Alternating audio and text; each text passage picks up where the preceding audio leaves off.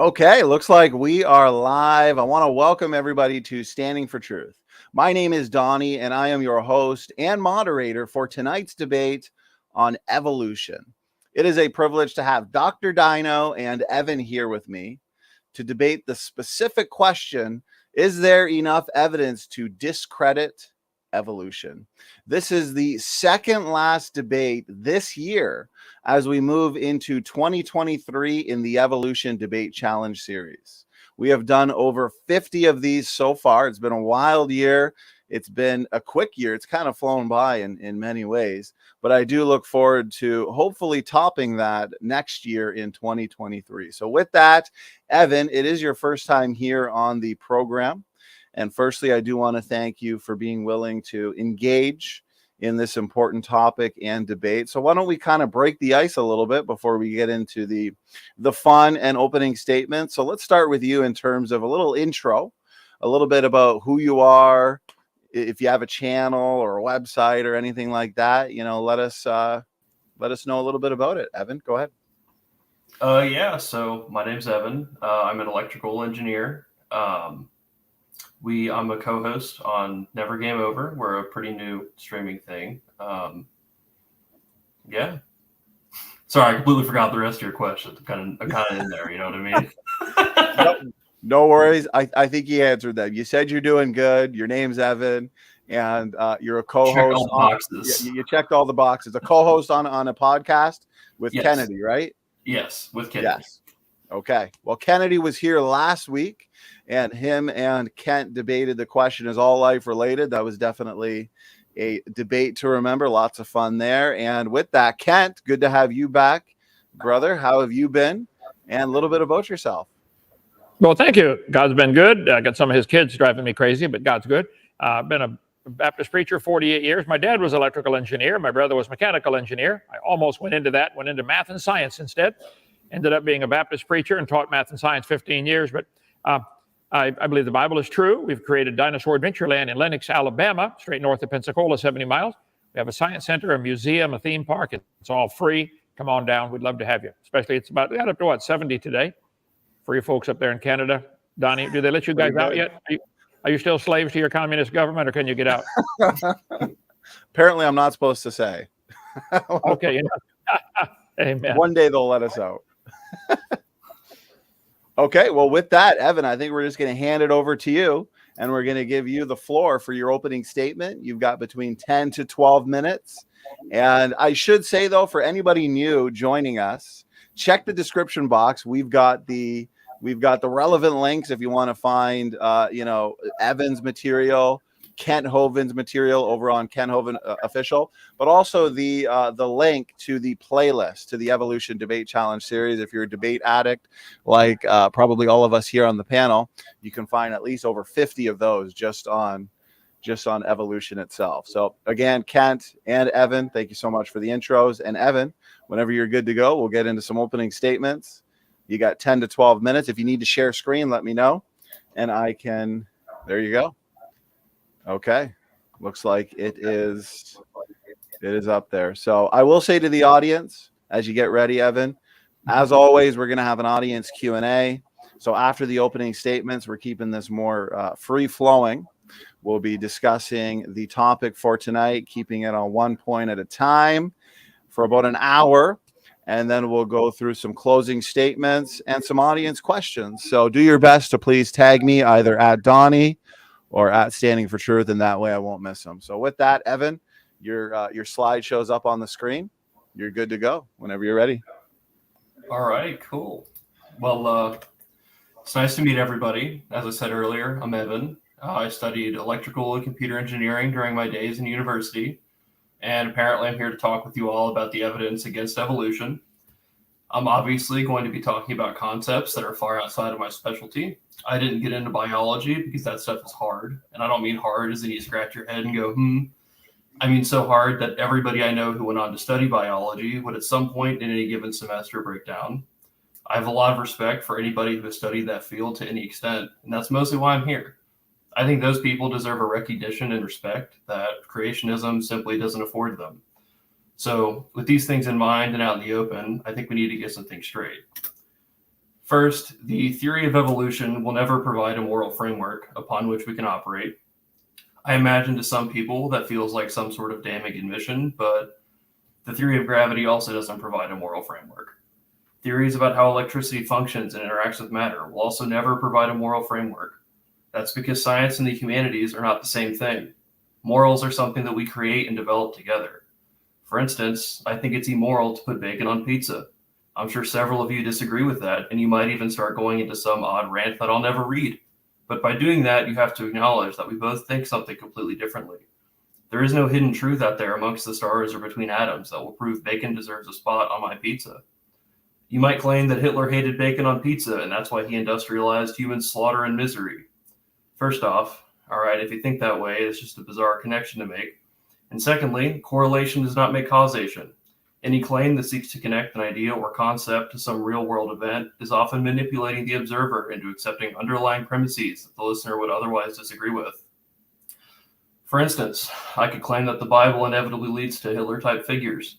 I could even point to real historical examples of religious institutions using the Bible to justify the slaughter of minorities or those not in a position of power, like the Salem witch trials or the Spanish Inquisition or the Crusades or yada, yada, yada. None of those events prove the original assertion that the Bible creates Hitlers. What it does do is make you, the listener, agree that those events were horrific and awful. It's a strategy to prime you to view the Bible as something that brings about bad things. Yet, if I were to ask you if you think the Bible created Hitler, you would still scoff, but in the back of your mind, you would be thinking about those atrocities that happened. That is the power of good rhetoric, and I encourage everyone while we're going through this discussion to point those things out for both Kent and myself. Third, words don't have one meaning. For example, if you aren't academically inclined and hear the term theory, you may think that it contrasts with terms like fact. In one way, you are right. Theory can be synonymous with conjecture, but it can also be with scientific fact. What a theory cannot be is a particular fact. For example, a scientific fact is that dogs have 4 legs. A particular fact is that your dog got into an accident and lost a leg. That does not mean that your dog is no longer a dog. That particular fact does not disprove the scientific fact either. Your dog is still a dog, and after your dog dies of a long and happy life filled with love and comfort, we can do an autopsy and see that your particular dog at one point in time had 4 legs. If we were to take your particular dog's skeleton and ship it off to a random university in a random country, then that random student studying anatomy would come up with a hypothesis about whether your particular dog was really a dog because it only had 3 legs upon its death. That hypothesis would be disproven by looking at the rest of the skeleton of your particular dog and seeing that it has the capacity for a 4th leg. That hypothesis could also be disproven by following the history of that dog's skeleton to your mailbox for a brief interview or a picture book would prove your particular dog at one point in time had 4 legs. At the end of this journey, we would still come back to the same theory or scientific fact that dogs have 4 legs. Fourth, truth is not derived from feeling. Something that feels like it is all-encompassing and just makes sense is not necessarily true. In the dog example, what if your dog had a birth defect that led to your dog not having rear legs? This might disprove the scientific fact or theory, but what it doesn't do is prevent a new scientific fact from emerging. The first thing a scientist would do upon seeing your particular dog is ask, what makes a dog a dog? The initial theory was that dogs have 4 legs. We know your dog is a dog because its mother is a dog. Therefore, we know that our theory of dog needs to be adjusted. Now, instead of looking just at how many legs there are, maybe now we're looking at the shape of the skull, the number of the teeth, or the type of teeth, the orientation of feet bones, etc. If a dog is ever born without bones at all, then we would need to start asking different questions, looking at different things like genetics.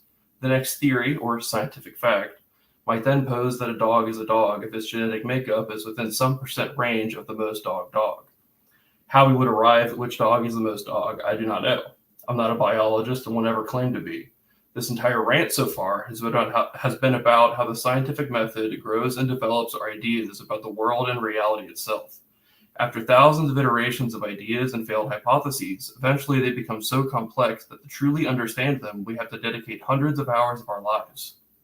To disprove them, thousands. That scope of complexity that we are arriving at can be daunting and make it so much easier to accept the things that just feel right. If you're really interested in standing for the truth, then you need to start questioning everything around you, even the things that make you uncomfortable.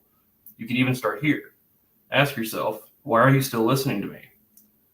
Since this is also a discussion on biology, then another good question would be, Are koala bears bears? The answer to that one still has me a little bit shocked.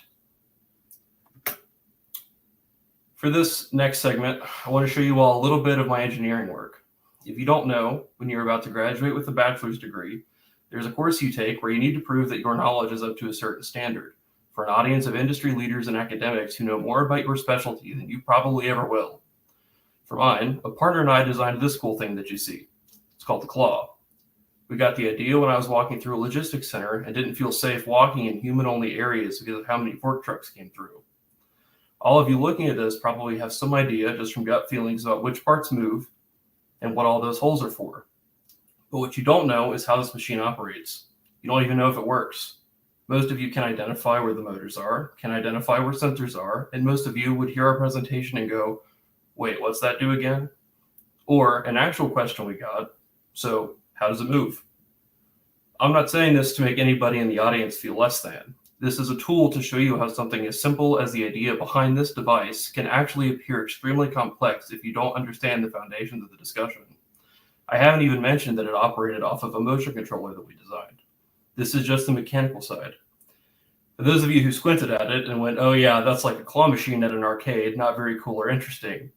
Well, ouch, but also your analysis is likely forgetting that you have no idea how those things work either. They're just familiar, and that familiarity is getting in the way of you asking questions and seeking a deeper understanding of what you're looking at. I'm sure everybody here has seen trees like these, and I'm sure we all have our own gripes about them. Quite frankly, I'm not a biologist, and the amount of things that I need to understand before I can confidently offer anybody a rebuke or affirmation is staggering. But what I do know is that the scale of time that is being presented, these images are illustrating tens to hundreds of millions of years of change. Sit on your porch for 30 minutes and write down everything that changes within that time frame. The movement of bugs or birds, where the wind is blowing, barometric pressure changes, temperature changes, the position of the sun. If you really think that anything would stay the exact same for a million years, then I'm sorry, I can't help you bridge that gap. There are some things that I am simply not qualified for. To be perfectly frank, if any of you want help understanding these things, then come onto our show, Never Game Over, sometime. Maybe we can direct you to some reading materials or interviews and speeches that might answer those questions that you have, because I can't answer it. To those who scoff at the idea of the Earth even being 1 million years old, let alone 4 billion, I also can't help you. I'm not qualified to tackle the enormity that is that challenge. I'm not a geologist or an archaeologist or an astronomer or any other thing that absolutely requires an understanding of the vastness of time. When looking at these images, try to think of the feelings you got when you saw my engineering work, then realize that you were looking at an idea so complicated that the simplified version designed for people like myself and you leaves much to be desired. But that's the point. It's a simplification. You aren't supposed to look at it and immediately see behind the curtain. That's a ridiculous burden that you've placed on people who have much cooler things to do with their time than explain all that this graph entails to losers like myself. I should have a couple minutes left, so I want to briefly talk about something that I think about quite frequently. Probability. Part of engineering is understanding that things can go wrong, and the things we design need to have as low a probability of failure as possible. I'm not going to bring up a kinematics problem and show you what I'm talking about. What I am going to do is present you with a simple problem. Here's a bag filled with 5 marbles, 5 white marbles, 6 red marbles, and 11 blue marbles for a total of 22 marbles. We're going to have you pull out a marble. What is the probability that you have pulled out a green marble? Obviously, there's a 0% chance that you will pull a green marble out of a jar filled with white, red, and blue marbles. But if I ask, what is the probability that you pull out a red marble, there's a 27% chance you'll pull out a red marble. Put the marble back and shake the bag. Now draw a blue or white marble. The probability of this instance is the sum of the white marbles and blue marbles divided by the total number of marbles. That's a 72% chance you pull either a white or blue marble. Pretty straightforward. But here's where the cool stuff starts to happen. What if you need to pull a white and then a blue marble, replacing the marble and shaking the bag after you've drawn it? Well, you have an 11% chance of that happening. What happens if we add and conditions to this statement? Let's say we need to draw a blue and a white and finally a red with replacement in that order. Well, you have a 0.7% chance of this occurring. But that's if we keep replacing that marble. What happens if after we draw a marble, we keep it out? Well, every time you draw, your total sum of marbles decreases by 1. So your denominator will get closer to 0 with each successive draw. Taking that prior example, we see that we have a slightly better outcome than when we replace the marble, a roughly 12% chance of this occurring. If we do that crazy long example again, but this time without replacing the marble, we see the same pattern. Our probability of the same event happening without replacement is actually higher than with replacement. 1 minute. Now, all of that makes me go, It implies that in a finite system, over time, the unlikely things begin to become more likely. I personally imagine the Earth as a brown paper bag full of a finite number of these elements, each element representing a marble. Each time these atoms form together into a molecule, it becomes more likely that others will. At the end of the process, we now have a bag full of fused marbles that are still capable of fusing to other marbles.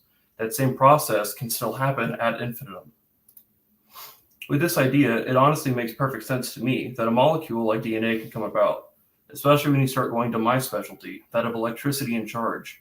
Each element has its own charge, and because of this, certain elements are more attracted to each other than others, those like carbon or hydrogen with oxygen. Obviously, this metaphor has its own problems, but that's the thing. Of course it has its own problems. I'm an engineer talking about chemistry and biology. You can expect perfection, and if you are, I'm sorry to disappoint. I hope you all enjoyed listening to me ramble about dogs, definitions of theory, and then marbles. I hope I said some things that made you go, and if not, well, that's how it is. Thank you. Evan, thank you so much for that 12-minute opening statement. Now we're going to hand it over to Kent. Kent, we are going to give you a 12-minute opening statement as well. And whenever you're ready, Dr. Hovind, the floor is yours. All right. Well, thank you so much. I'll have to confess I did not hear quite a bit of that. It's pretty obvious he was reading a script. Randa, can we get a better sound here? I cannot distinguish the sounds. I don't know what it was, but I heard enough of it to know that if you believe DNA happened by chance, you have lost your marbles for sure. And I've got them right here. Okay, so I can help you. I think the probability of anything complex, that you could not get a pencil to evolve over millions of years by chance. So we need to discuss what we mean by a few terms here. Okay, science is different than other fields of study. Science is from the Latin word "scire," which means to know. What do we know? Well, we know cows produce cows. That we know. We see it. Okay. We don't know cows came from an amoeba or anything else. That we don't know. You can guess that, you can believe that, but that's not science. Science is knowledge gained from using observations and experiments to describe the world around us. Okay. Well, they've done experiments. Farmers have been doing these experiments for thousands of years, and they've always discovered corn produces corn and cows produce cows and never anything else. Never anything else. So real science would stop right there and say, cows produce cows. Corn produces corn. No exceptions. If you wish to believe cows and corn are related, you now have left science and gone to religion. And I have said for many years, and I'll say it till I die, evolution is a religion. It's not science. It's part of a religion. There's a scientific method that we use to determine if something is really science. Let's make an observation. We see cows producing cows all the time. Okay? Develop an idea. Why does this happen? Well, maybe there's something in the genetics or something. Of course, for generations, they did not even know about genetics, didn't know what gene pool was, but they knew when they crossbred cows, they got cows. And sometimes they could develop a herd of cows that gives more milk, or a herd of cows that handles the heat better, but they always got cows. So the observation is there must be something in the genetic code that keeps them cow. Okay? Let's think of an experiment to test this idea. Let's try crossbreeding the cow with a horse, or a pine tree, or a porcupine. Won't work. They only produce cows. Okay? Predict what will happen. I predict if you crossbreed any cows anywhere in the world, they will produce a baby calf, every time. Observe. Well, sure enough, it happens every time. I modify the idea as if the prediction was wrong. Nope, prediction was right. Cows always produce cows. The scientific method is what we can observe, study, test, and demonstrate. That is science. So it must be something genetic. So we keep breeding them. Baby cows will be cows. They're always cows. Seems to work all the time. Maybe it's a fact that cows produce cows. As far as anybody in human history knows, that's as far as it goes. There are variations within the cow kind, but they're still cow. So they make charts where they draw lines on paper connecting humans and apes back to a common ancestor. This is not science. Apes produce baby apes. Monkeys produce baby monkeys. Orangutans produce baby orangutans. Humans produce baby humans. There are no exceptions to that. Now, if somebody wishes to believe they're related because they look similar, that's fine. They can believe whatever they want, but it's not science. Everything they share on these charts, putting a common line between them, is speculation. It's not science. We don't observe humans produce any non-humans, period. No one's ever seen an ape produce a non-ape or a monkey produce a non-monkey. These are just simply lines on paper. That's all they are. And they mean nothing. Absolutely nothing. Should not be part of science. It should be in a religion class, okay? So, science, from the Latin word seer, which means to know. What do we know? Well, systematic enterprise that builds and organizes knowledge in the form of testable explanations and predictions. Okay, well, let's test it. Let's crossbreed cows and see what we get. I bet we'd get a cow every time. That's what everybody's observed for thousands of years. That's all they've observed. So anything outside of observation is religious belief. Even if it's true, it's not part of science because it's not testable, it's not observable. Religions attempt to understand and explain the world, but religion is not considered a science. I would agree. And evolution is a religion, not part of science. But they try to keep sneaking it into the science class, and it's got nothing to do with science whatsoever. How would you define science? Knowledge attained through study or practice. All the practice and study tells us cows produce cows, no exceptions, okay? Science refers to a system of acquiring knowledge. System uses observations and experimentation to describe and explain natural phenomena. The term science refers to the organized body of knowledge people have gained using that system. All through history, they've observed flies produce flies, cows produce cows, dogs produce dogs. That is all that's ever been observed. So, do you agree the standard definition of science, knowledge man has attained, accumulated by observation, experimentation, and testing? That is science, okay? The word evolution.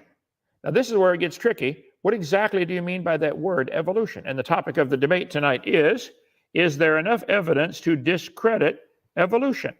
Well, again, it depends on exactly what you mean. Evidence, the available body of facts or information indicating whether a belief or position is true or valid. Is there enough facts to demonstrate evolution? Well, again, what do you mean by that word, evolution? Okay, evidence. What is a simple definition of evidence, definition for evidence? A sign which shows that something exists or is true, like in a robbery. Did they find evidence? Okay, evidence, that which tends to prove or disprove something, ground for belief, proof. Do you have ground for belief? Do you have any evidence or proof that a cow is related to a mosquito? Where I'd like to see that evidence. Since we've never seen a cow produce a non-cow, where's the evidence? There are 4 types of evidence. Lawyers know about this kind of stuff. 4 types of evidence. There's real evidence. There's demonstrative. We can demonstrate. I can show you. Gravity. If I drop this, this will fall. I can develop a theory about that. How fast does it fall? And it'll do it every time, over and over again. So I can demonstrate it. There's documentary evidence and there's testimonial evidence. And they have different weights when it comes to trials in court and stuff like that. What are the levels of proof? 3 primary standards of proof. Proof beyond a reasonable doubt is 1, preponderance of evidence, and clear and convincing evidence. And the lawyers argue over this kind of stuff all the time. Okay. Levels of proof. Sometimes there's no evidence, the guy's not guilty. Sometimes there's a scintilla of evidence, he's still considered not guilty. Reasonable suspicion, probable cause, preponderance, clear and convincing, reasonable doubt. In all of those cases, he's not guilty. You got to have complete. There is no overwhelming evidence for evolution, depending on what you mean by the word. Okay. The process by which different kinds of living organisms are thought to have developed and diversified from earlier forms during the history of the earth. Well, now hold it. History of the earth, if you're going to include billions of years like Evan did, you just went outside of science because it's not observable. There, excuse me. So we don't observe it. So you're outside of science when you rely on billions of years for these things to happen, okay? That's not science anymore. Gradual development of something, especially from a simple to more complex form. Has anybody ever seen that? They talk about the evolution of language. Oh, now that's had a lot of intelligent input and sometimes not so intelligent input down in the ghetto, okay? Okay. What's the best evidence of evolution? Process of gradual change that takes place over many generations, during which species of animals, plants, or insects slowly change some of their physical characteristics. Well, now hold on a minute. Collins Dictionary. Over many generations, in other words, we can't actually see it. There are creatures that have a very short generation time, like certain bacteria. They get born, grow up, get married, and have babies in 8 hours. They have a very short generation time. You can see 3 generations in one day. So let's watch bacteria for a while. And they've done this for years in the laboratory. They've studied thousands and thousands of generations of bacteria and discovered bacteria always produce bacteria. There are no exceptions. So if you wish to believe a bacteria turned to an elephant, that's fine, but don't call it science. There's no scientific evidence for that, okay? Modern definition of evolution. Understood modern biology, it applies to ecology. Evolution is defined as the change of the inherited traits of a population of organisms through successive generations. Okay, have we observed the traits of humans over many generations? Have we observed any major changes? I'm not aware of any major changes. You might get some that end up with darker skin or lighter skin or taller or shorter or whatever, but they're all still human and all technically interfertile. So they're trying to hide evolution, a descent with modification from pre-existing species. Well, yeah, I descended from my parents who descended from their parents, and it went back. I come from a long line of parents, long line, okay? And they all were human, every one of them, okay? Evolution is a process, a continuous branching and diversification. Whoa, now hold it, Mr. Stephen Gould. You don't know that. That's not science. We don't see things change. Cosmic evolution would have to come first. You'd have to have something, time, space, matter would have to come into existence. I would like Evan, if he'd like to touch on that. Where did time come from? Where did space come from? Where did matter come from? To say Big Bang does not answer the question, okay? They say everything squeezed into a dot smaller than a period on a page. That's, of course, physically impossible and absolutely stupid on its face, okay? So we get into, secondly, we have cosmic evolution. Then we have to have the chemicals have to evolve. We go over those in my seminar. But tonight, for the definition of evolution, I want to get up to where we need to go. The first 5 meanings of the word evolution are purely religious. I'll get to them in a second. Second law of thermodynamics, let's see. I got way too many slides in here and only a minute and a half left. All right. I have 8,000 slides in this presentation. It would help if you ask the questions in the same order I have the answers, okay? Okay. I say the 6 different meanings to evolution. Cosmic, there's no evidence for that. No scientific evidence. Chemical, where the hydrogen changes to something else, there's no scientific evidence to hydrogen change into gold, silver, and platinum. Stellar, stars evolving, there's no evidence for that whatsoever. Nobody's ever seen a star form. Then we have to have organic evolution, where life has to get started. Nobody's ever seen that one. Let me get up here. Man, I got more slides than I thought in this one. The organic evolution, how did life get started? There's no scientific evidence that life can start from non-living material. All the experiments say it can't happen. And if a bunch of scientists do make life in the lab, that would prove it takes intelligence to make life. Wouldn't prove evolution. So then you have to have macroevolution, where an animal changes to a different kind of animal, and nobody has ever seen that. It just simply isn't observation. It isn't science. And that's the purpose of the debate tonight. Is there enough evidence to discredit evolution? If by evolution you mean the whole real theory, all 6 meanings, yes, there's plenty of evidence. It doesn't happen. It's never been observed. It's belief. It's a religion and nothing more. So I stand my ground. I think evolution is nothing but a scientific religion, a religion masquerading as science. Your floor. Okay, there we go. Thank you so much, Kent, for that 12-minute opening statements. That concludes the opening statements for the debate. To the audience, I am all up to date on the questions so far that you've sent in. So please, during the discussion, make sure to continue tagging me, and I'll save your questions for the audience Q&A. So with that, we are jumping into the free-flowing discussion portion of this debate. Evan, why don't we allow you to pick the first point or topic to discuss, since Kent just ended with his opening statement. So Evan and Kent, the floor is yours, gentlemen. All right. So Kent, I honestly love your presentation. I think it's really, really good. Just gonna toss that out there. Thank you for sharing. My first question though is, like, what do you mean by not observable? Like, as in if you close your eyes and turn off clocks, then time doesn't exist? Or Donnie, I'm still not understanding him. Something's wrong with the audio. Rando, fix it. I cannot understand what he is saying. So Evan, my recommendation is to, I guess, talk closer to the mic, but I did turn up your volume to 130. When I turn you up too much, it creates an echo. I'm curious, if you go into your settings, so I'm going to pause the timer for now and just see if we can figure something out, because are you using an external mic or your laptop mic, Evan? External. You are? Okay, so I want to make sure that the external is hooked. So if you click the settings and go to audio, so it'll be right under, you got general, camera, and then audio.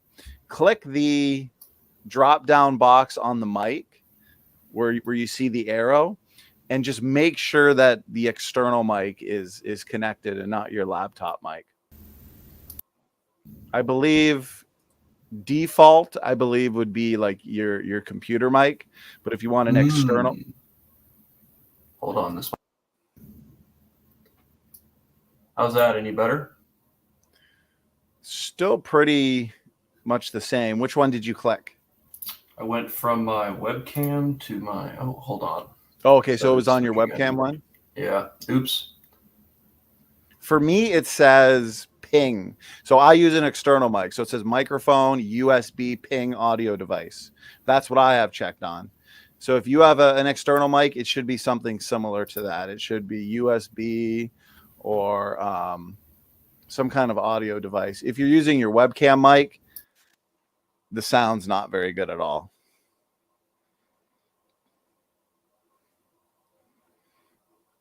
I'm pretty sure there's only a few choices, so we can just go down the list and try them each. So maybe click another one and then we'll test it. Okay, now I'm not hearing you at all, so we're definitely not going to use that one. So let's try another.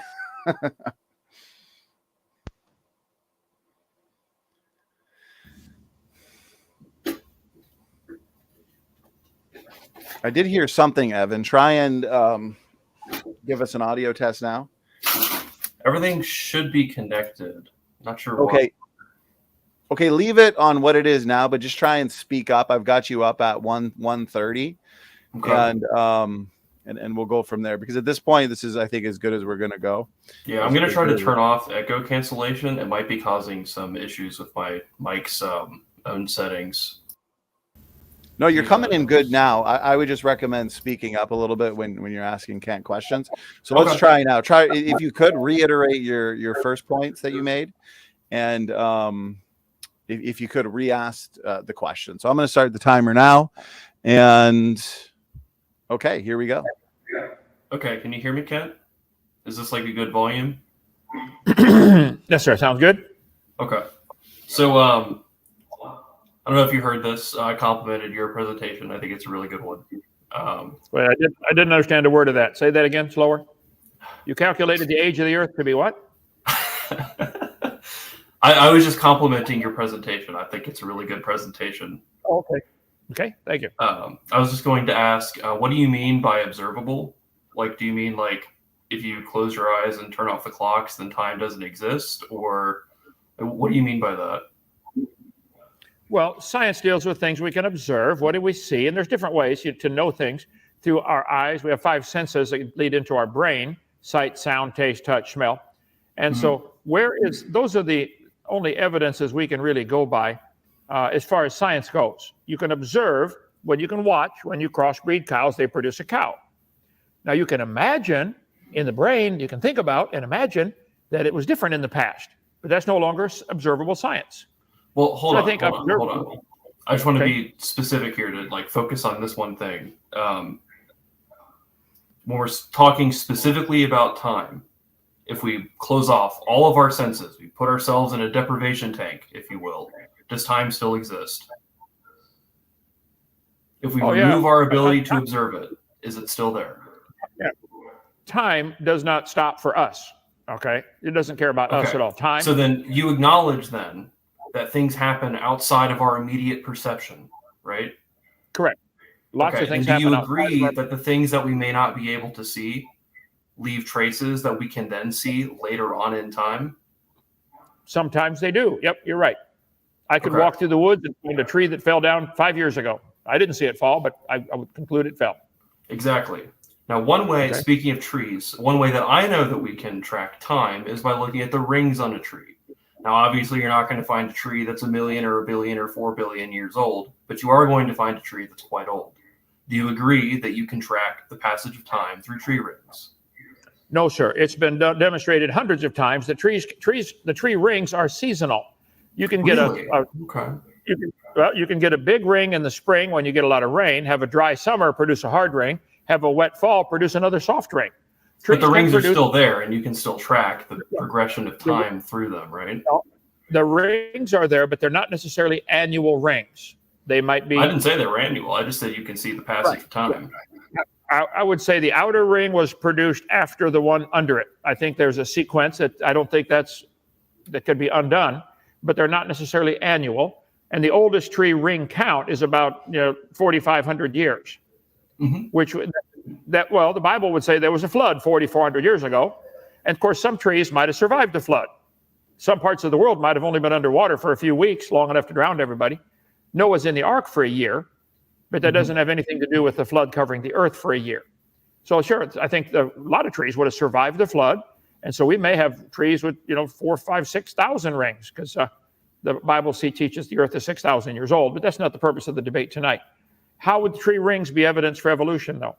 Oh, so what I'm doing is I'm trying to set up that we can observe time changing in the natural world around us. We don't have to always immediately perceive something for it to exist. Right. I don't have to. All humans in the history of the world have ever observed. Nobody's ever reported their cow producing a non-cow. If you know of one, I'd like to see it. So that's why I would say the collective observation of all of humans, all farmers in the world, says you plant corn, you're going to get corn. No exceptions. Right. So just to continue on with the tree, though, if I plant a tree today, then we can say that 10 years from now, 100 years from now, 200 years from now, if that tree's still there, that we're going to be able to track its life when we cut it down to look at its rings, right? We can speculate on that, right? That's why I said the rings are not always annual. They generally are. I didn't say they were annual. I said we could look at them to determine that time passed. We can speculate that tree will have rings 200 years from now, and we can track the passage of time through it, right? Okay. So that observation and that speculation from your argument is impossible. Evolution is not saying that a cow is going to give birth to a scorpion. It doesn't say that. It says that if you take a cow and you subject it to a different environment from which it has come about in over a long period of time, if you change its material conditions for a significant portion of time, then that cow will express variation. You see this in coloring. You see this when farmers specifically breed them to have a higher muscle content or thinner hides to make them easier for butchering. Every part of this is observable immediately and through speculation of the future and the past. So I'm just confused. Like, what do you fundamentally mean about observation? Because if we can observe that time passes, then we can also apply that to other processes. I'm just curious where you draw the line on that. Okay. We can observe farmers have produced a variety of cows, and we've observed that they seem to hit a limit. They've been trying to get cows to give more milk. I was in Kankakee, Illinois, and got to meet the record cow milk giver that year. 100 pounds a day the cow gave. Do you think they will ever get a cow to give 10,000 tons of milk a day? Do you think that is, or is there a limit someplace? You know what, man? I have no idea, but I think it would be cool if we could get a cow that could produce that much milk. That'd be nuts. But you know what? I will concede that there is probably a limit to what a single animal can do. But I didn't say that you can breed animals to produce an infinite amount of produce. Never made that claim. Okay. Do you believe a single-celled creature, like this textbook shows, a single-celled creature produced the human body with 100 trillion cells? Average human. I mean, are you asking me if you can count the individual cells? Well, the current estimate is that the average human has 100 trillion cells in their body. Okay. Do you think a single-celled creature evolved into the humans, which have 100 trillion cells? Do you believe that? Over the course of billions of years, yeah. That's where it's not science. You don't observe that. We never see an amoeba or a protozoa produce anything other than its protozoa. Sure, so because the process to take a single cell organism and turn it into a multicellular and then a system, organism, is extremely complicated and takes a huge amount of time and resources.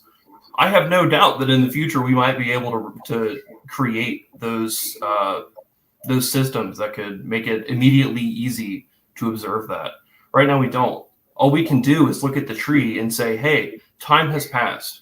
We can see the changes that have happened. We specifically are able to breed bacteria in such a way that they're more efficient at producing things.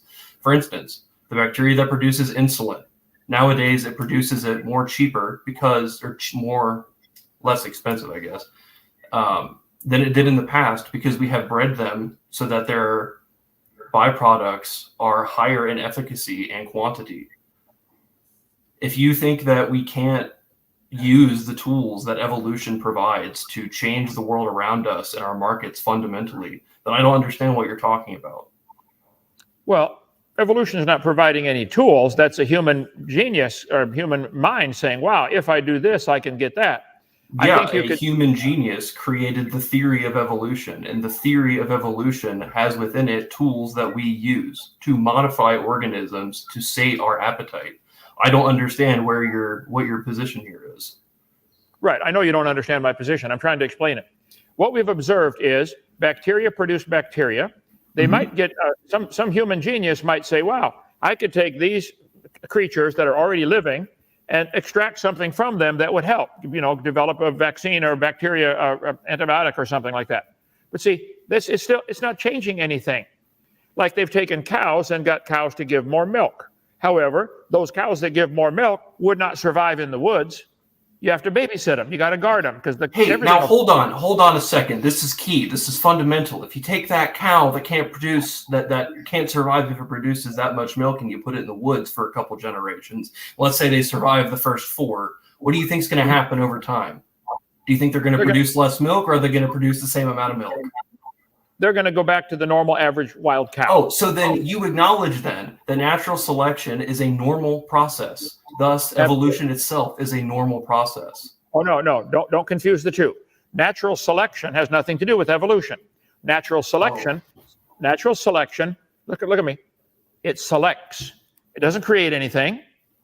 If a cold winter comes through and all the animals that don't have long fur die out, after a few generations, all the creatures have long fur, like the coyotes or the wolves up north. They're much bigger than the coyotes down here in Alabama. Nature selects. It doesn't create anything. If I went through and selected everybody over 6 feet tall to survive and killed everybody under 6 feet tall, after 8 or 10 or 15 generations, nearly everybody would be over 6 feet tall. I didn't create anything. I selected a slice of the already existing gene code. If I wanted to use that process to create a race of humans that are 4,000 feet tall, it wouldn't work. There's a limit. You guys don't understand or don't admit there's a limit. Sure, things vary within limits. They've got 400 species of cows now, and they had a common ancestor called a cow. But you want to have kids learn a chart like this in the textbook that says cows came from an amoeba and are related to a ladybug. Do you believe you, Evan, are related to a ladybug? I mean, if we go far enough back in history, if you acknowledge that time is extremely vast, then yes. But if you don't, then that's a ridiculous assumption. I talked about that type of tree in my intro, which unfortunately you couldn't read, so I'll calm my tone down a little bit. I apologize. Those things are simplified versions of extremely complex ideas. You can't look at something like that and expect to peek behind the curtain of reality. That's not how that functions.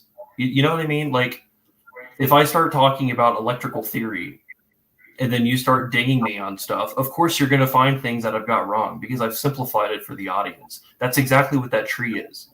Each of those lines represents more time than you can comprehend. Your brain doesn't have the processing power to understand the vastness of that time. The period between seconds is so immensely vast to some processes that it is essentially an infinite amount of time. You can't look at this image and then make some conclusions from it. It's not beneficial. It's pointless. So if the frog turns to the prince quickly, it's a fairy tale. But if the frog turns to the prince slowly over billions of years, now it becomes science? I'm sorry. What? In a fairy tale, the frog turns to the prince as soon as you kiss it. Well, that's the thing. It's a fairy tale. I agree. And so is evolution. Adding time is not going to help. Adding time makes it worse. Okay, but earlier you acknowledged that over time, if you change an environment, the creature, the species, will exhibit change because of natural selection. You acknowledge that. Right, but they will only exhibit change within the limits of their already existing gene code. Wolves can get thicker fur because they already have the genes to make fur. Fish don't have that gene. Okay. So why are you like limiting it to just like fur length and thickness? Why can't it be maybe over the course of 10 million years, the position of their feet bones change, the way their ligaments operate change? Maybe a wolf, because of the environment it's in, needs to be better at climbing trees. Would it not be reasonable that it, over a huge amount of time, develop adaptations that make it better at climbing trees? I never said evolution would create anything. You're right, it is selecting traits that are preferable. And in this environment I just created, a wolf able to climb trees is pretty great. Well, this again is your imagination. This isn't observable science. We don't Sure, see I created a hyperbole, a metaphor. Right. So this is why it's a fairy tale for grown-ups.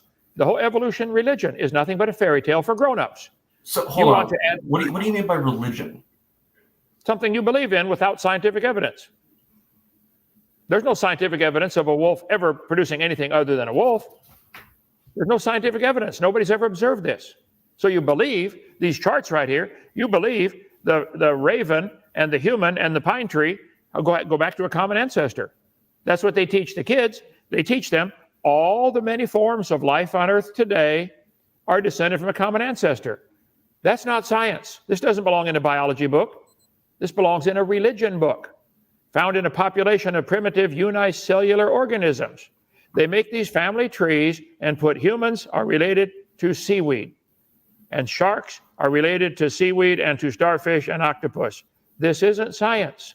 Now, you've mentioned many times already, so tonight, that time, vast amounts of time, is going to somehow solve the problem.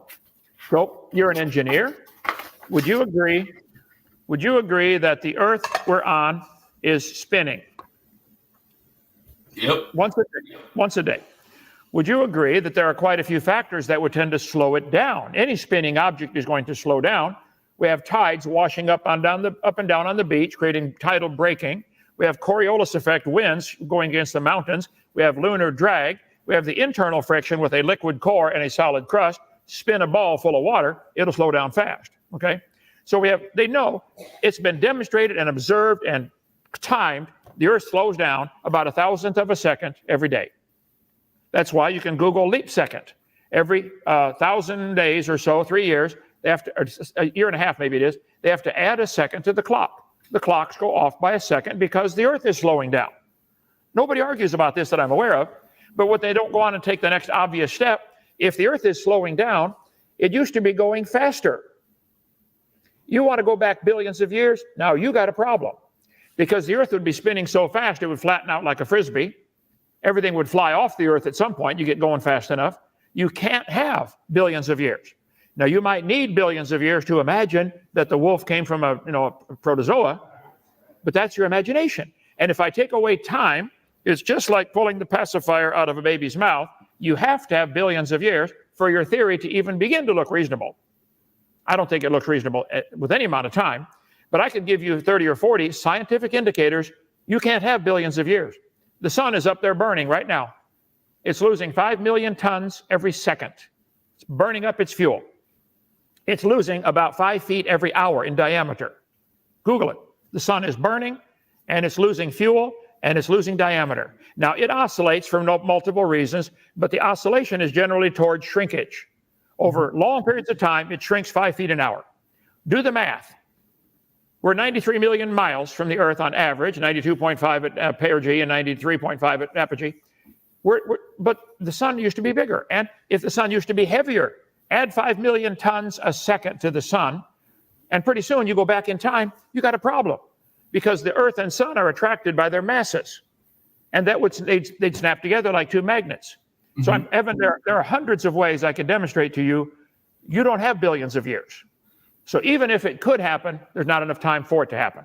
These charts, these things they put in the textbooks are pure imagination. You don't have enough time. There's no observation of these changes, and there's not enough time for it. So the Earth is spinning. Google that. The sun is burning. Google that, or of course go outside and look at it if you ever get to see it up there in Ohio. So it's burning. Everything. Sorry to interrupt you. I just have a couple of points here. So, all right. A part of the whole idea of things happening over the course of billions and billions of years is that things have obviously changed, right? You touched on the fact that the sun is shrinking, right? That process, what's happening is the hydrogen molecules, the protons and neutrons are actually fusing together to create denser and denser molecules, right? What eventually happens is that those suns begin to get so dense that they're no longer able to radiate energy. So what happens is a couple options. I'm not an astronomer, so I'm not exactly a good source for this. But to my understanding, there are only a couple things that can happen. One is a black hole, and the other is that the star explodes. We've observed stars exploding when we just a couple years ago watched them actually two suns merge. It's a natural process that happens. Your assumption that if we go back far enough in time that the Earth will be so fast that life can exist, yeah, that is true. I never said that life has always existed on Earth. There was a period of time where no life existed on Earth. I didn't say that it became a disk. I sincerely doubt that. I doubt it was ever moving that fast. I mean, to get a ball with that much mass to flatten into a disk would be ridiculous. But that is what it is. But also, the position of the Earth relative to the sun has also changed over the course of those billions of years that these two terrestrial bodies have existed, right? The Earth hasn't always been here. As a matter of fact, the Earth doesn't have a perfectly circular orbit around it. I forget the term, but it's more oval shaped, right?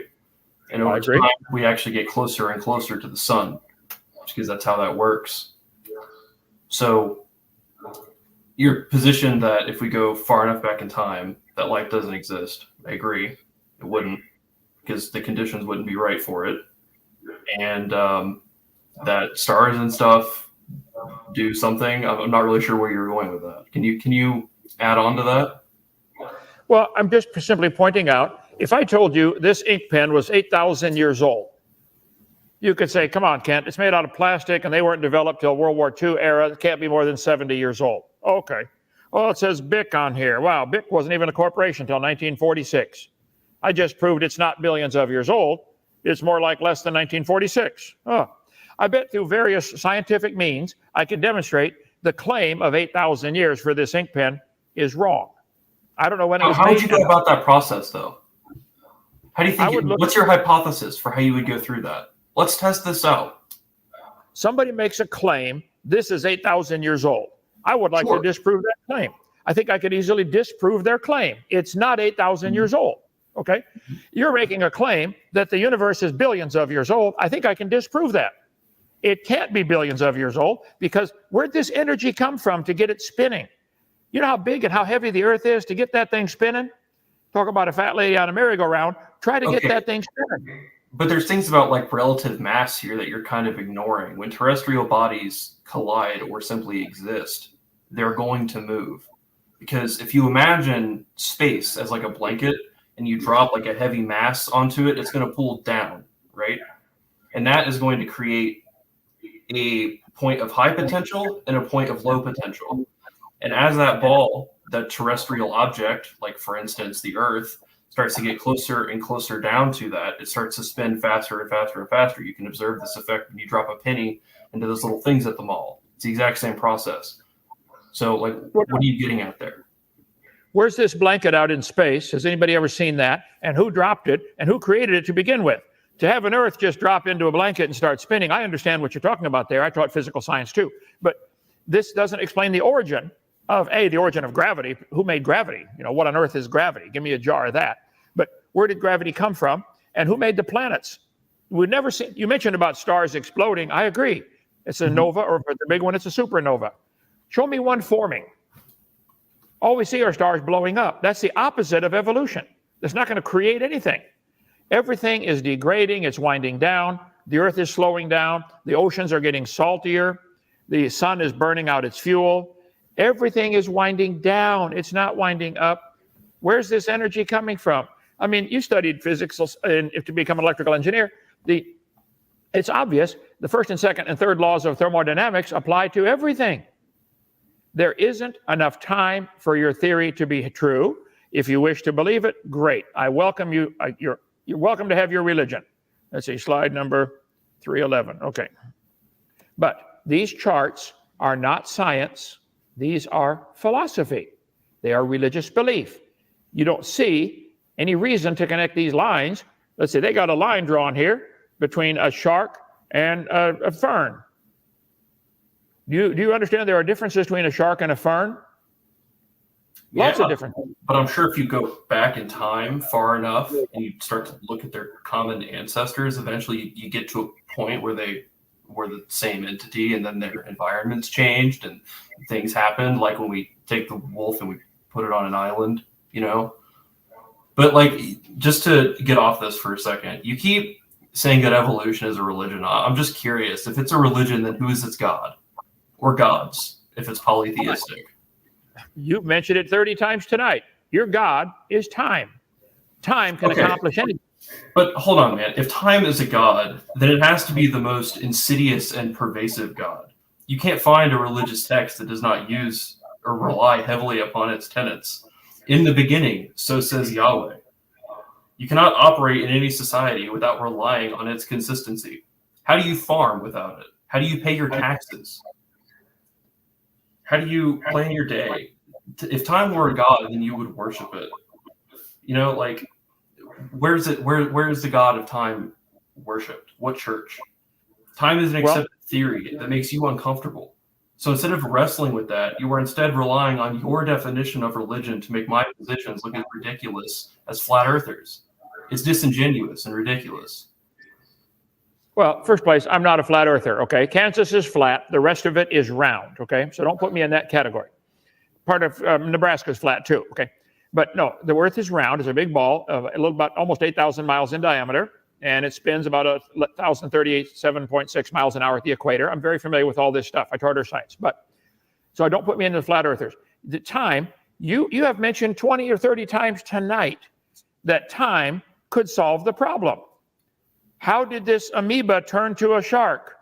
Well, over millions of years. Now, you may not worship time.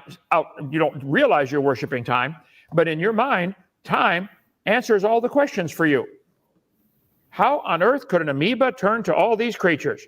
How can a protozoa turn to a bird, the biology teacher? Well, given enough time, that is your God. You keep like ignoring the addendum that I added to that. It's time and a change in material condition. It's a change in environment that requires the species to adapt to its new environment. You can't just keep ignoring these things that I keep adding onto it and saying the same things over and over. We're going to keep going in circles. Okay, well, I agree. All creatures that we know of, all living organisms, are able to adapt to their environment within certain limits. Some humans have adapted to live up in, 10 below zero weather. They've learned to, how to fix clothing and make it work. Some animals have adapted to living where it's 10 below. Thicker fur, thicker fat layer, shorter legs, bigger body mass. You think they'll ever adapt to 400 below zero Fahrenheit? No, Depends. There's a limit. Oh, okay, well, you can believe that. Some people have adapted to living in Sahara Desert conditions at 120 degrees. Could they ever adapt to living in 2,000 degrees? So there's like an underlying thing that you're doing here. The person who lives in the Sahara, if you give them time to adjust, can also live in the area that's 10 below zero, right? That isn't a biological adaptation. That is a human system adaptation. Humans are really good at doing that. We build systems to prolong and make our survival easier. It's just what we do. So that doesn't really fit. But if we instead just focus on an animal that doesn't create systems to survive in harsh environments, then you know what? You're not going to take a polar bear and drop it in the Sahara and it's going to survive. It's just not going to.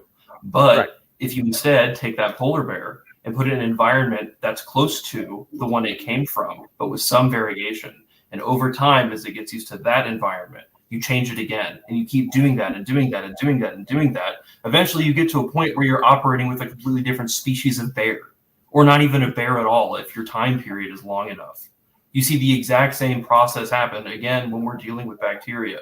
We specifically breed them to do specific things. We change their environmental conditions to make that happen. Well, let's take the bear as an example. You can Google it. There are now 8 different varieties of bears: black bear, brown bear, polar bear, grizzly bear, etc. Okay, sun bear. They're still bear.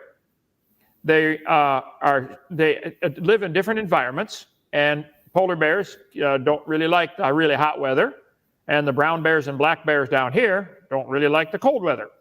But they could probably live there, but they're still a bear. But see, in your religion, if this process of diversifying into 8 bears is what changed an amoeba to a bear. That's not science. It's a religion. You believe that. Let's take dogs as a more common example. There are the dingo, the dogs that love to live in the desert where it's hot. The dingo has thin body, short fur, long legs, get away from the heat of the desert sand, and it seems to thrive in hot weather. Put those in Alaska, they wouldn't survive. Then you have the thick body, long fur, short-legged creatures, the coyotes or wolves. They can handle the cold weather, but they couldn't handle the desert.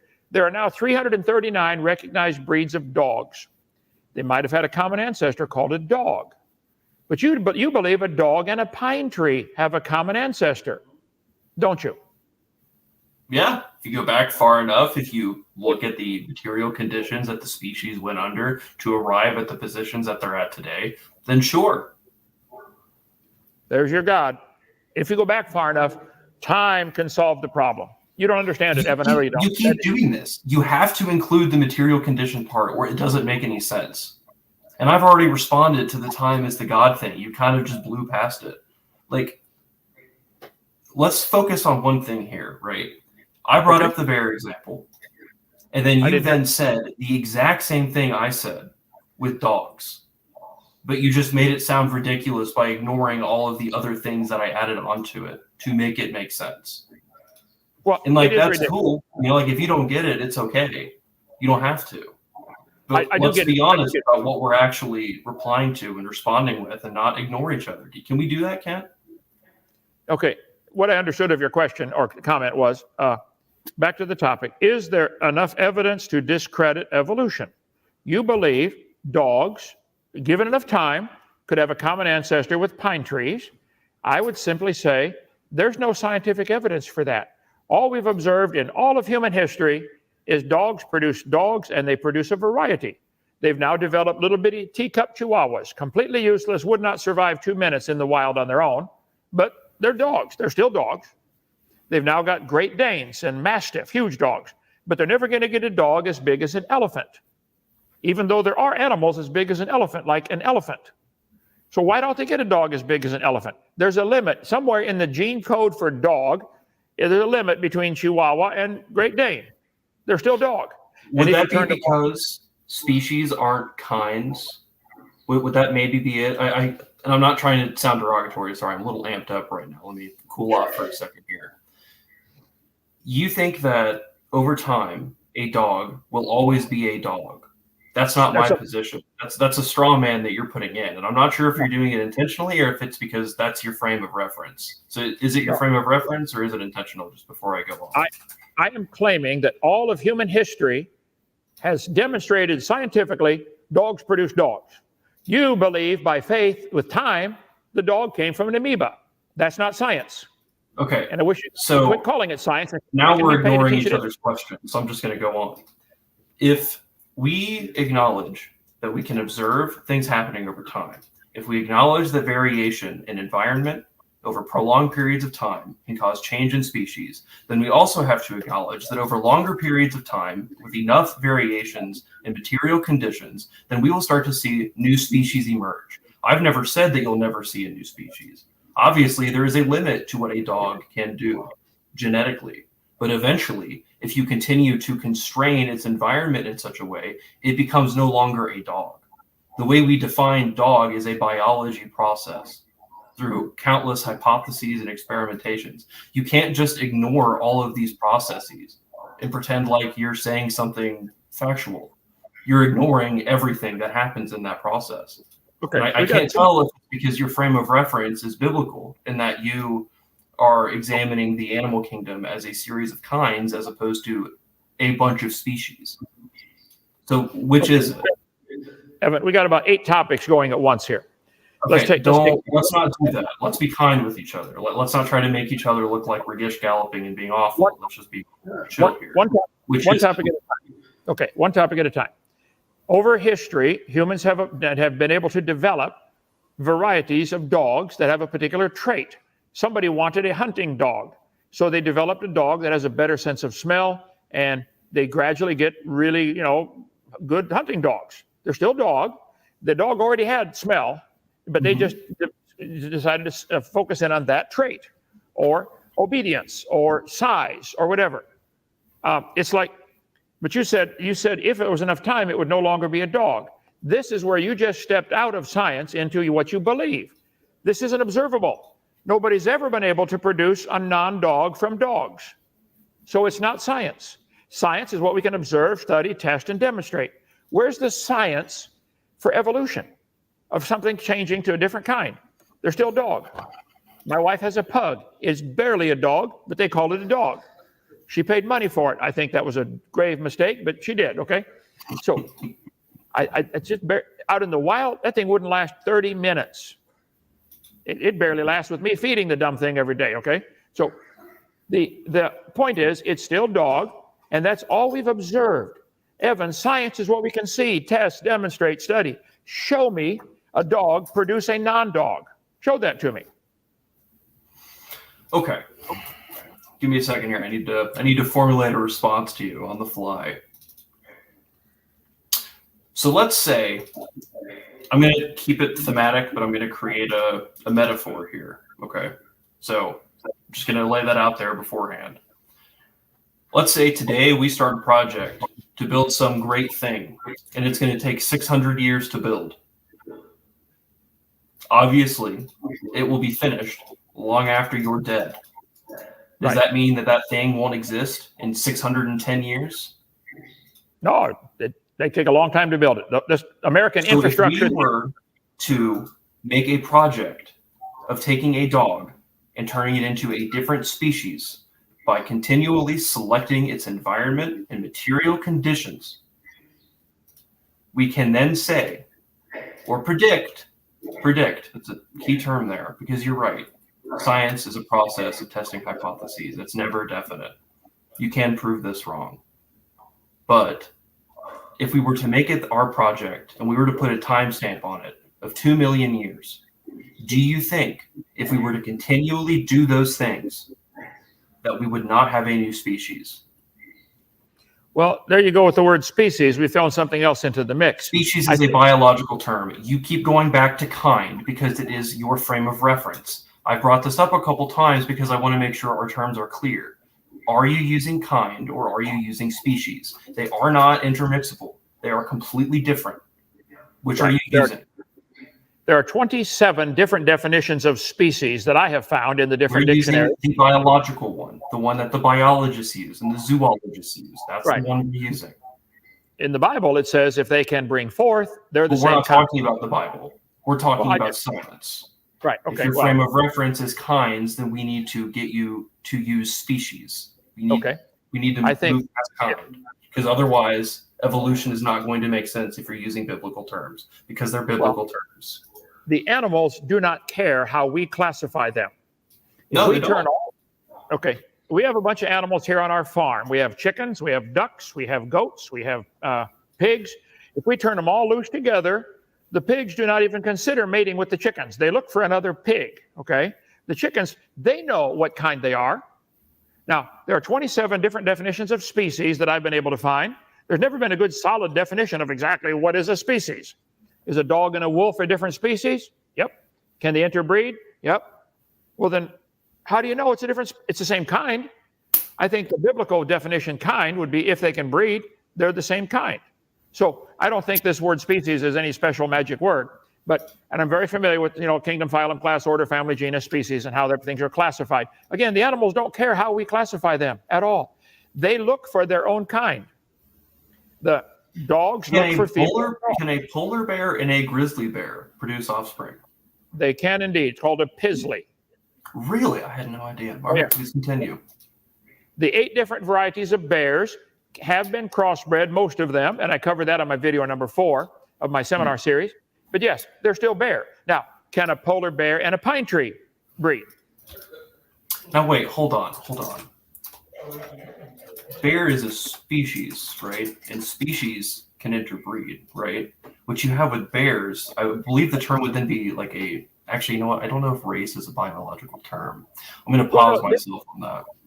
But I'm pretty sure that race is a biological term used to describe a specific different groupings of a species, and within that species group, you have different races, and those races can interbreed with higher and lower percent chances based on how closely they're related, how similar their environments are, and eventually those variations build up so much that they're no longer able to interbreed, and that's when you get a new species. Right, but again, a Chihuahua and a Great Dane, probably they could theoretically interbreed. Biologically, they can. It's going to kill the mama if that's a Chihuahua. But sure, there are limits to how big you can get, but they're obviously still a dog. And again, they know what the same kind is. The male dogs seek out the female dogs, and even coyotes and wolves can interbreed. So you get a coy wolf, a coy dog. All this has been done. So, but this is not the point. Your chart here shows not only all the dogs, they think the dogs are related to frogs. Do you think you're related to a frog? As I've said repeatedly, if you go back in time and continue to examine the material conditions through the traces of those conditions that we can find, then yes, eventually, if you go back far enough, you're going to find a common ancestor. None of that disproves it. Because, again, you're still using biblical terms. It doesn't matter if the animals agree with it or disagree with it. What matters is how we are categorizing the processes that are happening. You can't just on the fly change the definitions of things. Like, if we're going to do that, then I might as well say that I worship Superman. And Superman is obviously a god because he ran fast enough to turn back time. It's just weird. Like, what are we getting at here? Let's keep consistent terminology. We're going to use, since the debate is over whether or not there's enough evidence to disprove evolution, then what we need to be doing is sticking to terms that the theory uses. If you're using other terms, then nothing's going to make sense. You just word vomit. That's why I said at the beginning, we have to define what we mean by this word evolution. And I point out in my seminars thousands of times, but there are in your definition right there, variations within kinds, you're using a biblical term. It doesn't work if you're using terms from outside the field. I can't talk about water pressure and electricity in the same sentence. I can't say that water pressure is electricity. If I try to make that claim, it's ridiculous. That's what you're doing right there by including biblical terms, things that exist outside of the theory. You try to force them in. You can't put a square peg into a round hole. It doesn't work. Evan, that's what you're doing. Evan, you will find if you do research on this, you have the very same problem with the word species. A dog and a wolf are different species, but they can interbreed. So exactly what does the word species mean, Evan?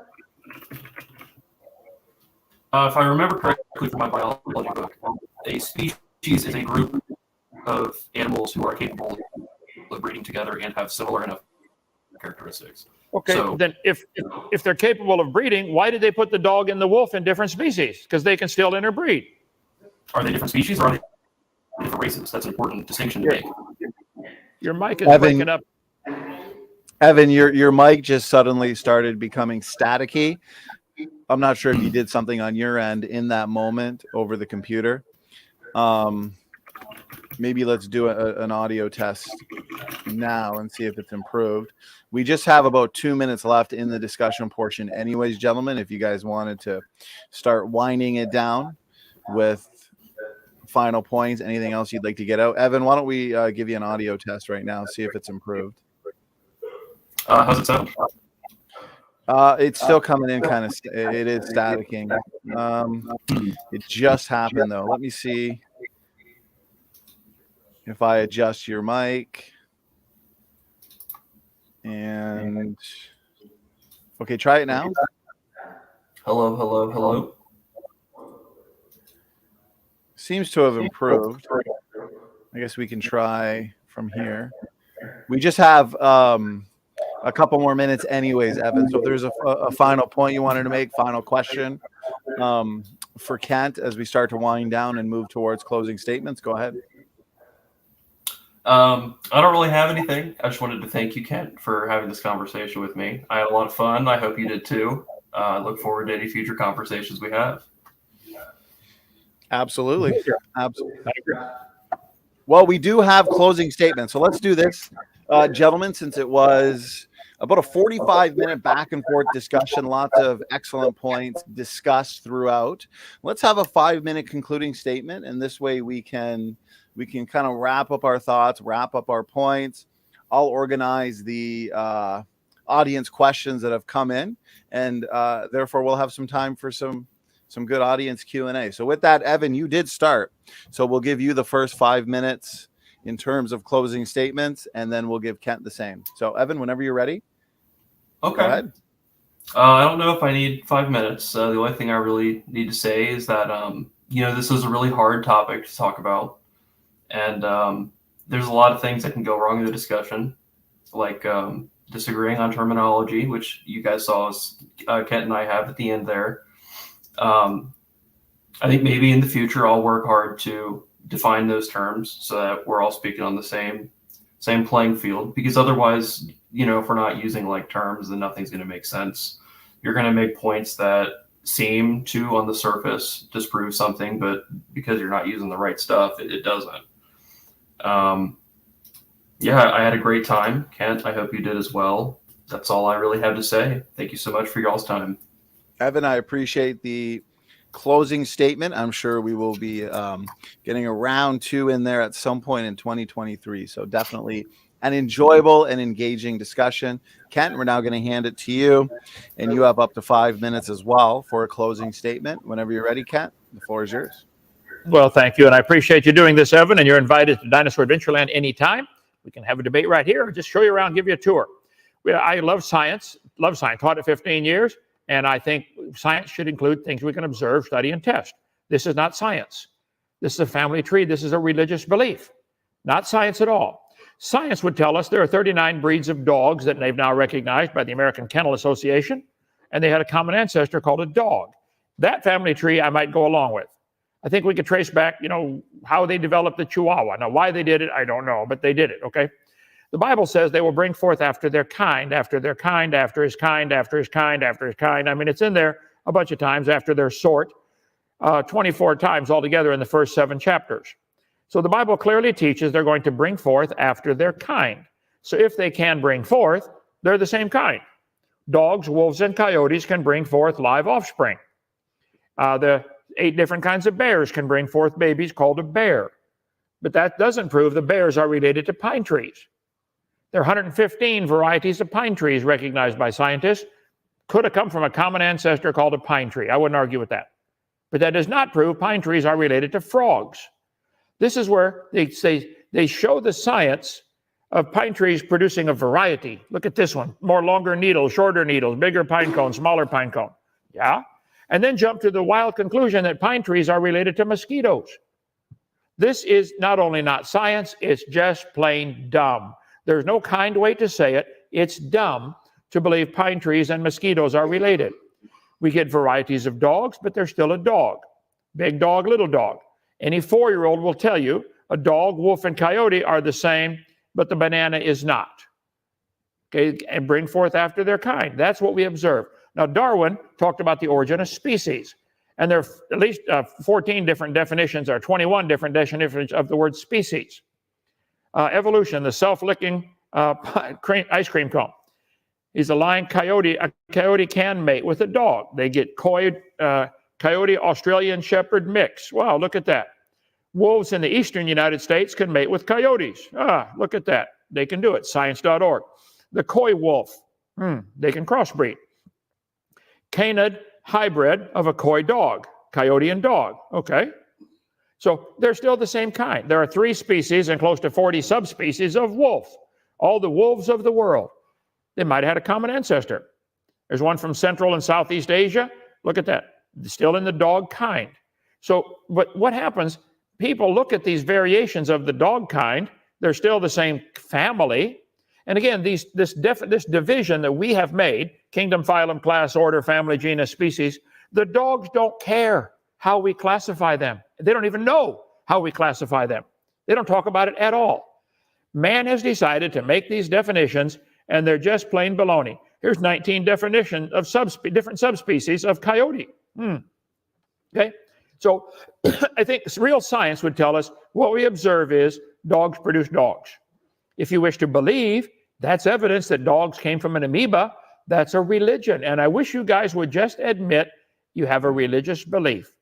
A wolf, coyote, and jackal all have 78 chromosomes. They hybridize freely. Okay. Dog, wolf, coyote, jackal, fox probably had a common ancestor, but that doesn't give justification for claiming they're related to pine trees and frogs. So what you guys have is a religious belief that pine trees and sunflowers and dogs are related. That's not science. All these creatures have 34 chromosomes. What does that mean? Nothing. That's the way they're designed. I think they're designed. So my statement would be, closing statement in one last minute, what we've observed is exactly what God said would happen. They would bring forth after their kind. That's all we've seen. And that's what, there seems to be a limit to this.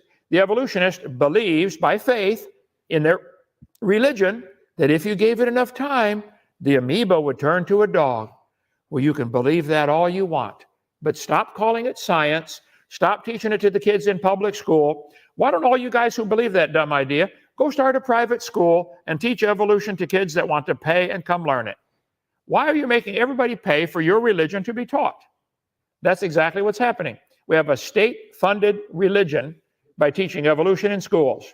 That's all we have. There's the smallest dog in the world, completely useless. So they're still dog. And thank you so much for doing this. There seems to be a limit to dog size. Okay? Okay, Kent, thank you so much for that 5-minute closing statement. Evan and Kent, thank you for an engaging debate, a cordial debate. I really appreciated the organic back and forth. So with that, we're going to move into some audience Q&A time. I will remind everybody we will be back here in, I believe it's in 2 days, the 29th, for the next debate on evolution, specifically Kent and Grayson. And then also first thing in January, kicking off the year the right way, we're going to have a year in review show, me and Dr. Dino, and we will open up the mic for this. So anybody of the evolution persuasion, you could say, that wants to join and bring an argument or a question, feel free to do so. I'm looking forward to this show. So with that, okay, Evan, this is your first time here on the program. So what we typically do with the audience Q&A is whoever the question is for, we just make sure they get the last word, but that way we can have you both respond and then we can move along smoothly. So let's, I guess, start at the beginning. And we've got Dr. Dino, your number one fan, creationist crybaby, and CC. One of these days, we're going to get CC here in the ring for an evolution debate. So CC's asking, Kent, can you please explain how post-flood kinds speciated so rapidly considering their common arc origin? Sure.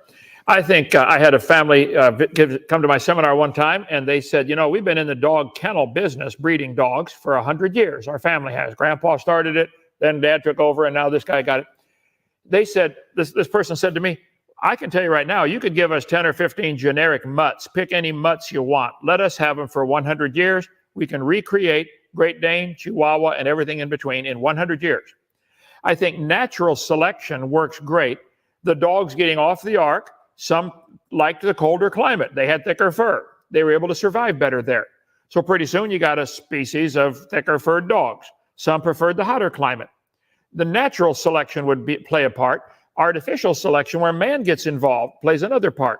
Most of the cow varieties have been produced by artificial selection. Some farmer decided, I want more milk, I want more beef, I want, more heat resistance or whatever.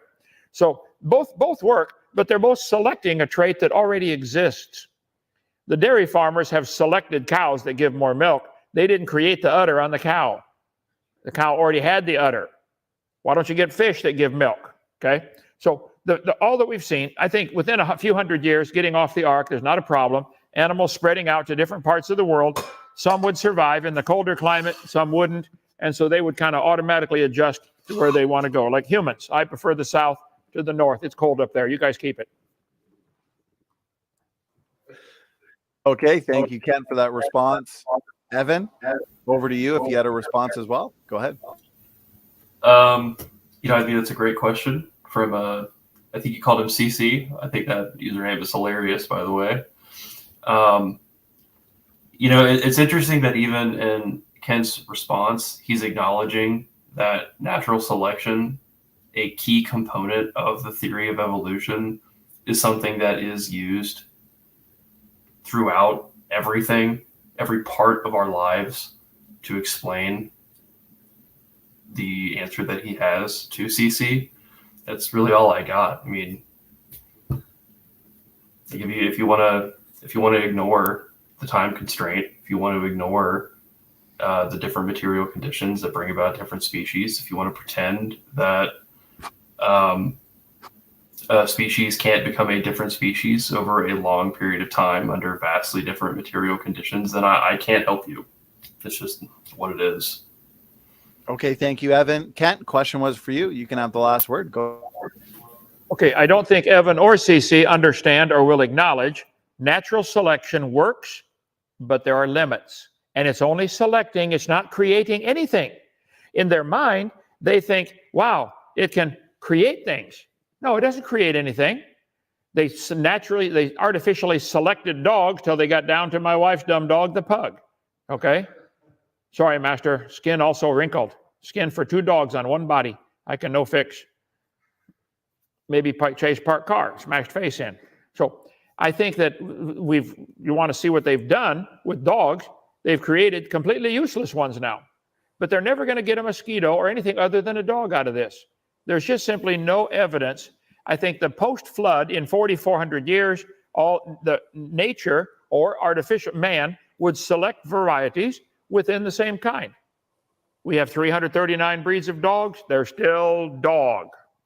That's all they're ever going to get. I bet you $5 on that. Go ahead. Okay, Kent, thank you so much for that final word. Next question comes in from Boomer21. Boomer, thanks so much for the support and super chat. And question for Evan. So Boomer's asking, if the Bible isn't true, then how do you explain the discoveries of the top of Mount Sinai, the Red Sea crossing, and Sodom and Gomorrah, just to name a few? Evan, go ahead. I'm not particularly sure what you're alluding to with those things. I assume that there's some cultural artifacts that were found in those areas. If so, I never said, I've actually never made a claim in this debate about the Bible being true or false. Maybe the Bible can exist in cohabitation with theories of evolution and science. It doesn't have to be antagonistic towards it. I mean, that's really my only position there. But, as far as I'm aware, the Bible is just a collection of stories of people over time. And sometimes those stories are going to lead to certain things, like maybe cultural artifacts. And that's all I can say about those things, Thank you, Evan. And Kat, over to you if you had a response. Yes, sir. I take the Bible to be much more than that. I think the God who created this world decided to, and maybe is even obligated to, create a record of how he did it and why and what the rules are. If you create a city, you might want to pass some laws. Here's the speed limit on this street because you made the city. It's yours. You can make whatever laws you want. God made this world. He gave us the rules in his book. Some people don't like his rules, so they deny his existence. That won't bode well Judgment Day. But you can live your life that way for now and pretend he doesn't exist if you'd like. I think there have been thousands of discoveries of things the Bible talked about. For instance, the Bible talks about all the animals and plants bringing forth after their kind. Nobody's seen an exception to that, except want to argue about the definition of kind. Can they bring forth? They did, okay? So I think what we've observed is that the Bible is what has been proven of the Bible. There's nothing in the Bible been proven wrong. How's that? Not all of it's been proven right, but nothing's been proven wrong. There's 31,101 verses in there. Lots of them been proven right. One atheist said he didn't believe the Bible. He said, if you could prove one verse out of the Bible, I'll believe it. So his friend grabbed him by the nose and started twisting it back and forth till he started bleeding. He said, what are you doing? Showed him the Bible verse, the wringing of the nose bringeth forth blood. There you go, proved it to you. So I don't recommend that, but so yeah, I'm aware of the people who did these discoveries, Mount Sinai, Red Sea Crossing. I think it's absolutely true. I cover that in my video number 7 of my series. Okay, thank you, Kent, for the response. Evan, question was for you this time. You get the last word. Yeah, I just want to reiterate that I haven't specified my position on the Bible, so I don't know what to say to you about things that you find in these areas. Like I said, it's a collection of stories. You're going to find evidence of people passing through areas. Just what it is. Okay, thank you, Evan. Next question comes in from Lyle. This one is for Kent. And Lyle is asking, Kent, do you agree with the fact of science that a human cell has the same features as a chimpanzee cell, which has the same features as a single-celled eukaryote? Well, that's a gross oversimplification. Eukaryote simply means the nucleus in the cell is bound in a membrane. Some are prokaryotes, some are eukaryotes. Again, that doesn't prove any common ancestry. Some cars have engines in the front, some have engines in the back, some have engines in the middle. What does that prove? A relationship? No, it's a design feature.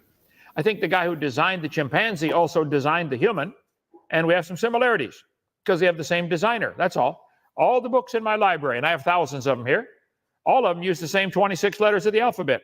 Wow. Does that mean they're related? No, that's the code, English alphabet. The DNA code found in all the different creatures is the code. See, if we didn't have similarities between all the other plants and animals, we could only eat each other. But now the brown cow can eat the green grass and give the white milk and churn it and make the yellow butter, and I eat it and get the blonde hair. That's a great design in nature. But the evolutionist looks at these similarities and says, we're related. I look at them and say, no, we have a common designer. So that fight will go on, I'm sure. Go ahead. Okay, thank you, Kent. Evan, if there's anything you'd like to add, go. I think that's a fantastic observation. Thank you for pointing that out. I would never thought of that. Yeah, I mean, thank you. That's all I got. Okay, Evan, thank you so much. Kent, if there's anything you wanted to add in terms of last words, go ahead. Yeah, it sounds like maybe we'll get Evan converted one day. Sounds great. Keep going. Okay, thank you. And all right, next question comes in from, let's see here. We've got a question from David McQuain. Thank you so much for the support, the super chat, and the questions for you, Evan.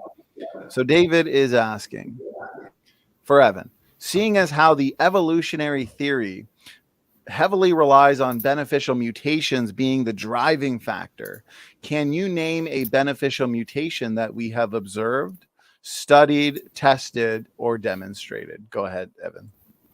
I actually can.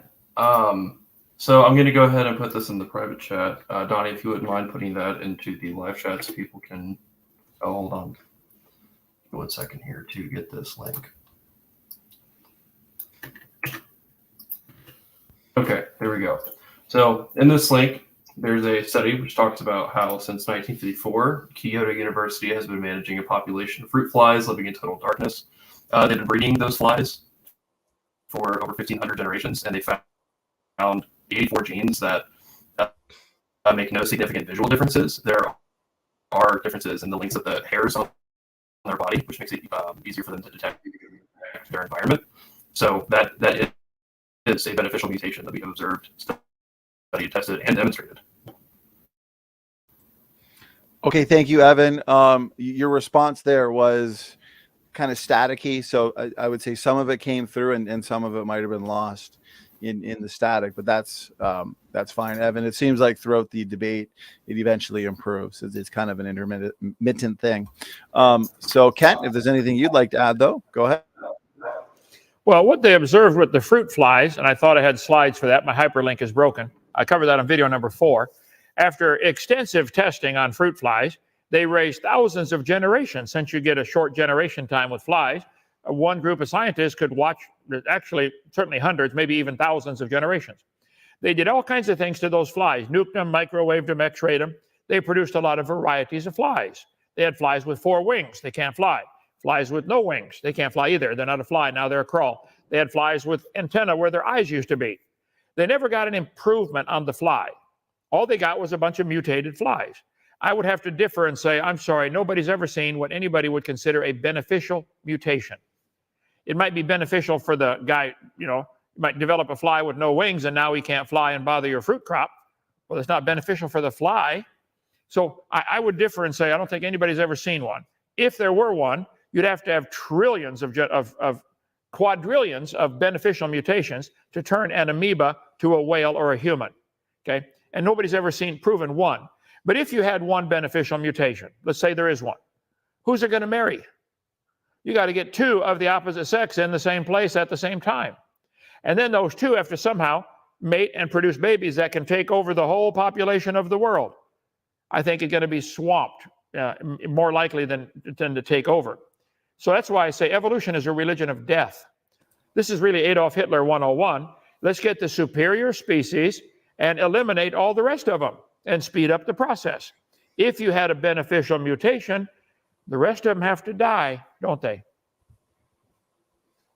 All right. Appreciate the response there, Kent. And Evan, the question was for you, so you can have a quick final word. Go ahead. I don't have anything else for David McQueen. I do just have one thing for you, Kent. Why did you just connect evolution? Am I cutting out? Yeah, you just have that static going on. I wonder if you would refresh your mic, if that would help. If you go into the settings, go under the audio box, and then maybe put it to the webcam and then put it back to the external mic. Refreshing it might help. How's that? Any better? It sounded good there. It sounded good there, so that might have improved it. So if you wanted to ask Kent your question, we'll try and get it out again. Go ahead. All right. So I apologize, David. I don't have anything else for you to say. Thank you for your question. Ken, I just have a question for you. Why did you make this connection to Hitler there? What type of emotional response are you trying to evoke from the people listening? I just don't understand why you did that. Well, it's not an emotional response. It's a fact of history. Hitler was a strong believer in evolution. He thought he was speeding up the process. I simply point out in my seminar, evolution is not only a dumb religion, it's dangerous. Okay, so Donnie, I apologize. This might turn into a bit of a harsh back and forth here. Go for it. Kent, evolution didn't seed the ground for Hitler. He would have used any means by which he could to justify the atrocities that he occurred. You making that connection, you're trying to associate this theory with horrible, horrible things. Don't do that, man. Because if we're going to go down that route, then I'm just going to start talking about religious institutions massacring minorities. It's not productive. It doesn't take us anywhere. We don't get anywhere closer to a fundamental truth. All it does is provoke emotional responses. Let's be honest in the conversation we're having. That's not cool, man. And the only other thing I have to add on to that is that Hitler did use evolution for that. But the reason why he used it is because at the time they were operating under certain cultural ideas about hierarchy, ideas that we still in the United States operate under and with some of our policies towards minorities in our communities. It had nothing to do with the theory. The theory was just the justification. You can't look at one thing and use it to explain away all of the sum total of the events that led to the thing. Well, Donnie, let's have another whole debate sometime on the dangers of evolution. Sure, I would love to. Can we actually do a tag team on that since I'm more STEM focused? Sure. Okay. Cool. But the topic for tonight is there enough evidence to discredit evolution? There is no evidence that it's ever happened. I found my fruit fly stuff. After raising 40 million years worth of evolution for the fruit flies, they discovered fruit flies produce fruit flies. They got flies with curly wings, no wings at all, stubby wings. Fruit flies refuse to become anything but fruit flies. So science would tell us all mutations that they observed made flies that were inferior. So that's a good observation. But their conclusion was fruit flies must have evolved as far as they can go. That's a bad conclusion. They didn't evolve at all. There's no evidence at all. Darwin, as fit as ever. Flies in the north are 4% bigger wings than flies in the south. Well, they got to stand cold weather up there. It's got nothing to do with that. So my observation, my scientific observation is fruit flies have always produced fruit fly babies. No difference, none. There's the variations are limited. They're still fly. They got flies that couldn't fly at all. That's not, there's no science for your theory. I'm sorry, Evan. You believe, capital B, believe in evolution. You're welcome to it, but quit calling it science. It's not science. Those family trees are pure religious, nothing else. Evan, if you wanted a quick final word, since the question is for you, then we'll move on to the next. No, I'm good. Thank you for the question, David. Okay. Angelo LaGruta has a question here. Thanks so much, Angelo, for the support. Super chat and question for Evan. So Angelo says, you admitted life didn't exist on Earth, and then it did. If that's the case, why is Earth the only planet that has life on it?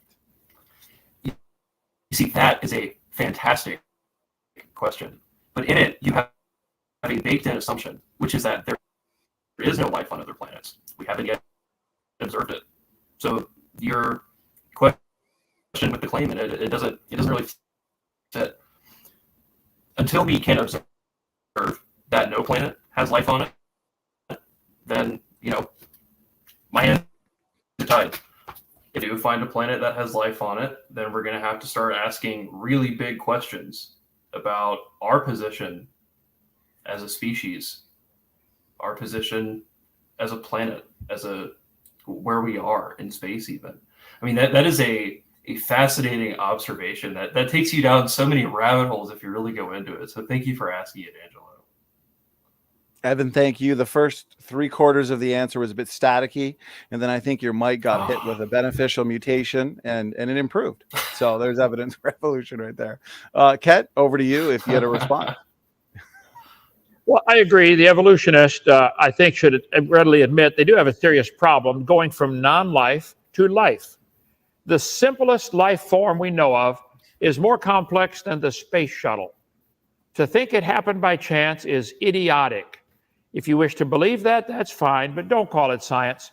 Going from non-living material to the first any life form is a leap from here to Jupiter.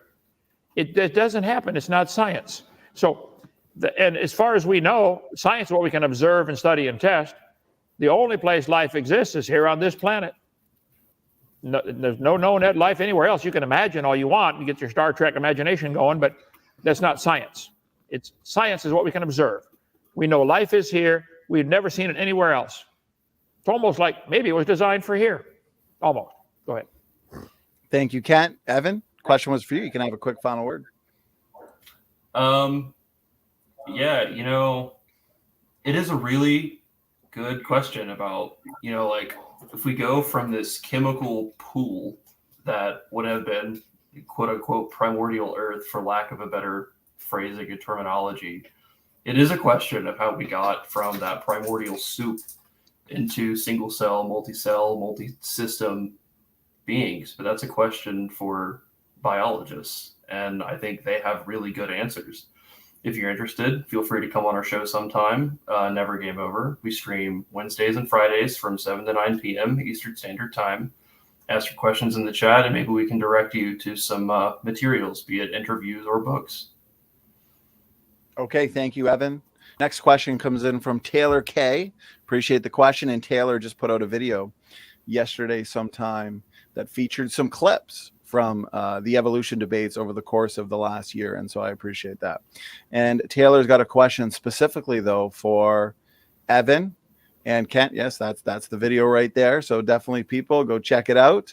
And Evan, She is asking you, how did innate abilities like the spider building a web, a bird building a nest, or a beaver building a dam evolve? I'll add on to that question. We'll make it even more complicated. How did humans get the innate ability to look at things happening in our environment and decide to create cool systems that help us in those environments? I don't know. I would say that evolution has set forth certain conditions that create a necessity for intelligence and the ability to create those systems. Those are favorable adaptations and mutations to our as in the all species code. That's the only thing I can provide you. Okay, I appreciate the response there, Evan. And Kent, over to you. Well, and thank you, Taylor. You look same age as my daughter. She's 11. Come on down to Dinosaur Adventureland. You two would have a blast. We'll put you on the channel here. I really enjoyed your questions. I didn't know if Taylor was a boy or girl or man or woman. I got the video. Thank you for sending that to me. So I think creatures that have this ability to do things that are stunning, like beavers building a dam, that's incredible. They don't go to school for 1 minute. Birds building a nest. Who taught them that? All the creatures seem to have the innate ability, almost like it was designed. I think it was designed. So I think, let's see, you asked about a spider building a web. Some of the spider webs are beyond imagination, how complex they are. How can the spider run on the web and not get stuck to it, but the bug gets stuck to it? It's pretty cool. See, for millions of years, it didn't work. They all got stuck to their own web and they all died. None of them survived for millions of years until they finally figured it out. I think the whole evolution idea is so dumb, beyond, there's no kind words for it. So thank you. Come on down, Taylor, and visit Dinosaur Adventureland, play with my daughter, and we'll put you on our channel here. Have a good time. Thank you. Okay, appreciate it. Taylor says she'll be there, Kent. So sounds fun. Okay. Come on. And Evan, question was for you. You can have the final word. Go ahead. Taylor, that was a fantastic question. Thank you for asking it. I hope to see you on stream sometime. I'd love for you to ask us those kinds of questions because they're fascinating and they're cool to think about. So thank you for your interest. And I hope you continue to curate that curiosity about the world around you because it's going to take you to some really cool places. All right. Thank you, Evan. And this one, as we start to wind down here with a couple more questions, let's say to the audience, I've got a lot of people that are saying, actually, no, I haven't looked at this question before. So let's see. For Kent, do you think you would be closer to deism or atheism if you, well, maybe the second half of the question, I don't know what he's asking. Is this the Kennedy from last week's debate? I don't know how you want to respond, Kent. Well, I would not call Kennedy a hottie to begin with. Okay, so let's eliminate that. That's not my idea of hot. Let's see. Do you think it would be closer to deism or atheism if you somehow accepted the premises? Well, accepted is a strong word. I think believed. If I believed like Evan believed, I would probably go shoot myself because I think I'd be embarrassed for believing something so dumb. So I believe there's overwhelming evidence there has to be a designer. If you're walking through the woods and you find an arrowhead amidst all the gravel, would you conclude it happened by chance or somebody designed it? Somebody took a rock and chipped it and designed it into a certain shape, an arrowhead. Nobody with one functioning brain cell would think the arrowhead made itself or is a natural product from erosion or exfoliation or thermal expansion. It was designed, just an arrowhead. And yet you look at a human cell and think nobody designed it? I don't understand how anybody can believe such a thing. So I think I would object to some of the words in your question. I don't think you accept evolution. You believe in evolution. There's no accepting it. Science, what we can observe, study, and test. I accept the fact that cows produce cows and dogs produce dogs. I accept that. That's what we have observed. That's what everybody's observed in the whole world. Nobody's ever reported anything other than that.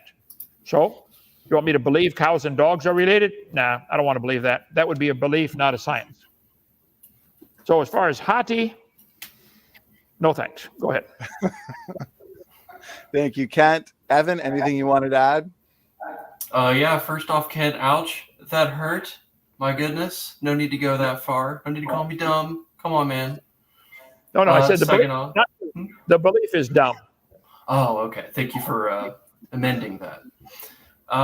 If I were to answer that question for myself, I'm probably closer to atheist than deist. I personally, when I think about the scope of the universe and all the things that we don't have answers for, I don't know. I find it kind of hard to think that maybe there's not something out there. But I also don't have any evidence for it being there. So until that's, definitively proven, then I'm going to continue to be suspicious of it. And I think that's something we should all strive to be, is suspicious of things. So, everybody keep asking great questions. Keep thinking. And also, Kennedy, you are a hottie. Go you, baby. Okay, thank you, Evan. Kent, did you want a quick final word? And then we're going to move on to, it looks like one last question. Then we're going to wrap it up. Time flies by here. Yeah, I was wondering about the wrap it up because I've been drinking water for 2 hours. It's cold here, and I got a hottie waiting for me. So, yeah. One more question. Just because there's snow on the roof don't mean there ain't a fire in the furnace. Okay, let's see. Well, that question's for Evan. Go ahead. Okay, here we go. Final question. And I got to say to the audience, there's so many people saying, what about my question? What about my question? We've got a ton of questions that came in. We could never get to all of them or else we'd be here for 10 hours. So here's the last question. It comes in from Whether or Not, $5 super chat. Kent, Evan, thanks for making this fun. We'll make this a quick final question. So Evan, Whether or Not's asking you, do an experiment using extreme artificial selection. In as much time as you want, make yeast grow a functioning flagellum tail? Question mark. Go ahead. I love the idea of that experiment. Unfortunately, I suspect it would take so much time that I would no longer be around to see its effects. But you know what? I bet somewhere there are people who are trying to do that very same experiment.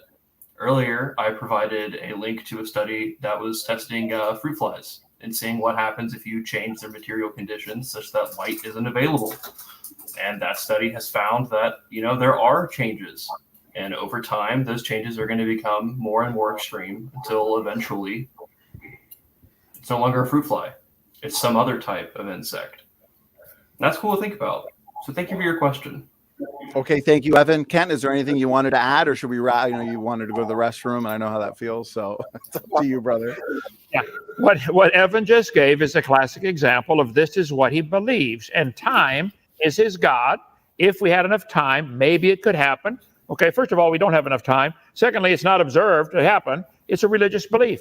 You can believe in anything you want, but it's not science. Okay, so you're never going to get yeast to grow a functioning tail.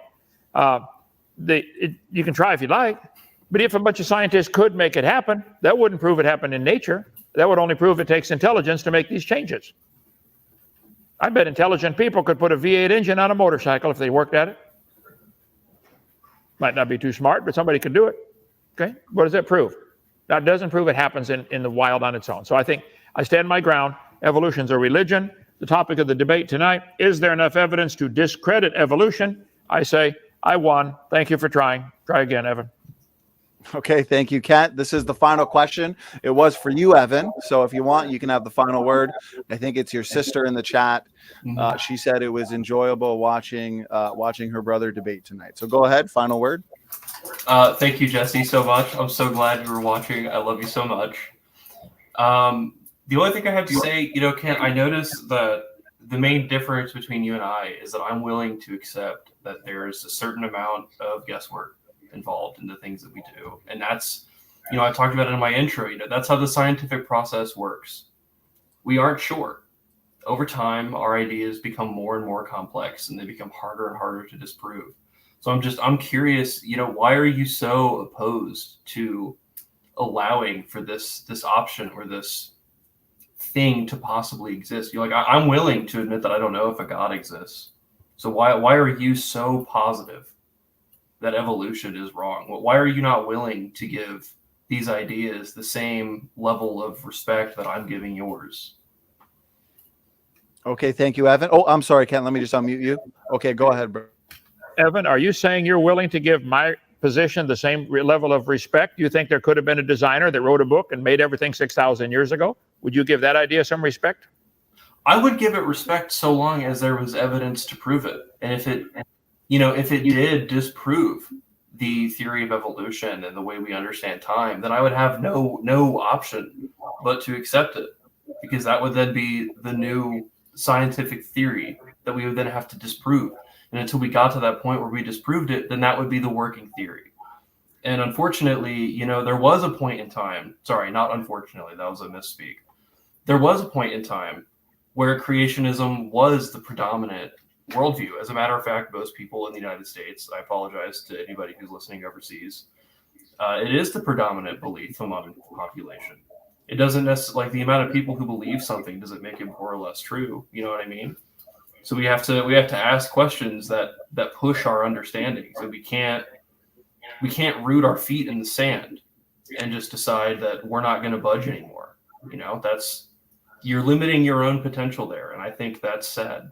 I think we should all strive to curate the same curiosity that Taylor presented earlier with that phenomenal question. Okay, Evan, thank you. Kent, final words, final thoughts before we close it down? Well, sure. I think in communist countries, you'll find the majority believe in communism, because if they don't, they can't get a job or get killed or whatever. In Muslim countries, the most majority claim they believe in Islam. In Hindu countries, the majority they claim they believe in one of their gods. So in a country where evolution is the dominant religion, if you dare to question that, you may not get a job. They certainly won't let you teach in a public school. It's got nothing to do with the truth of the subject. It's a political thing. And evolution is tied in deeply with politics. It's got nothing to do with science. It's a religious belief. You're welcome to it, but it's not science. You didn't give any evidence today other than over millions of years it could have happened. That's not science.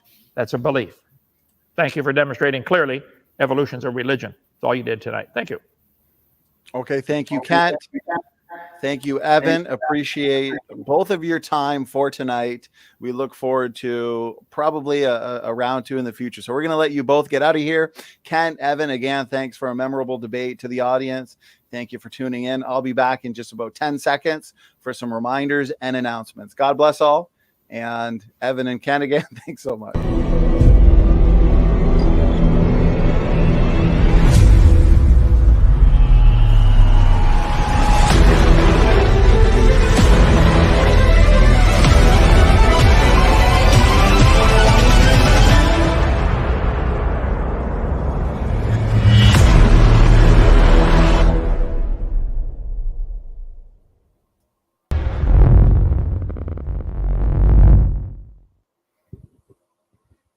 Okay, there we go. Another one in the books, specifically in the Evolution Debate Challenge series.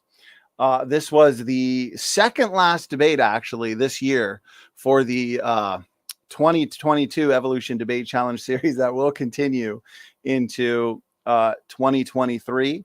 And so I look forward to hopefully topping this year, although topping 50 debates on just basically evolution this year was a ton of fun. It's been a wild ride. I would say it's been a pretty prolific series. Evan and Kent tonight made for an excellent debate. Very easy to moderate. I appreciate them keeping it civil. So the last debate will be on the 29th. Last debate is in the last debate of the year on evolution before we move into 2023. Where we've already got a ton of events set for you guys. So the 29th will be Grayson versus Kent, round 2, evolution on trial. Grayson is in the chat currently. Looks like there's going to be an after show over on Grayson's channel. So if you want to check that out, I think he's going to be doing more and more after shows moving into 2023. Just so there's several different channels that are hosting after shows. Grayson, John Maddox from the Logical, Plausible, Probable channel as well.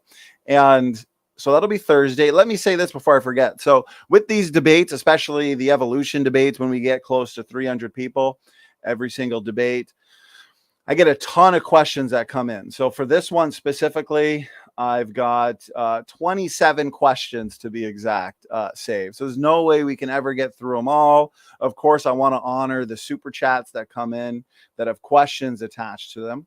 So several super chats came in with comments and just people showing some love.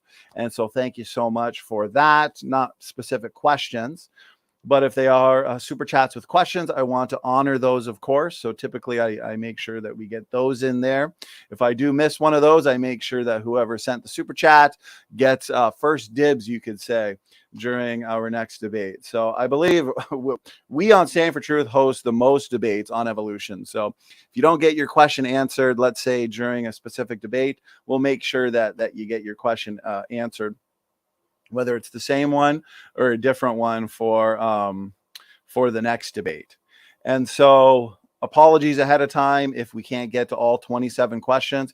We probably would have a 3-hour Q&A. Typically, we have about 30 minutes for Q&A. So just wanted to make sure people were aware of that. And so, okay, I wanted to also remind everybody that Kent and I will be here. This is, let me double check. I believe it's the 5th. If you guys go to the event section of the channel, upcoming live streams, we just hit 12.1 thousand subscribers. So thank you for that.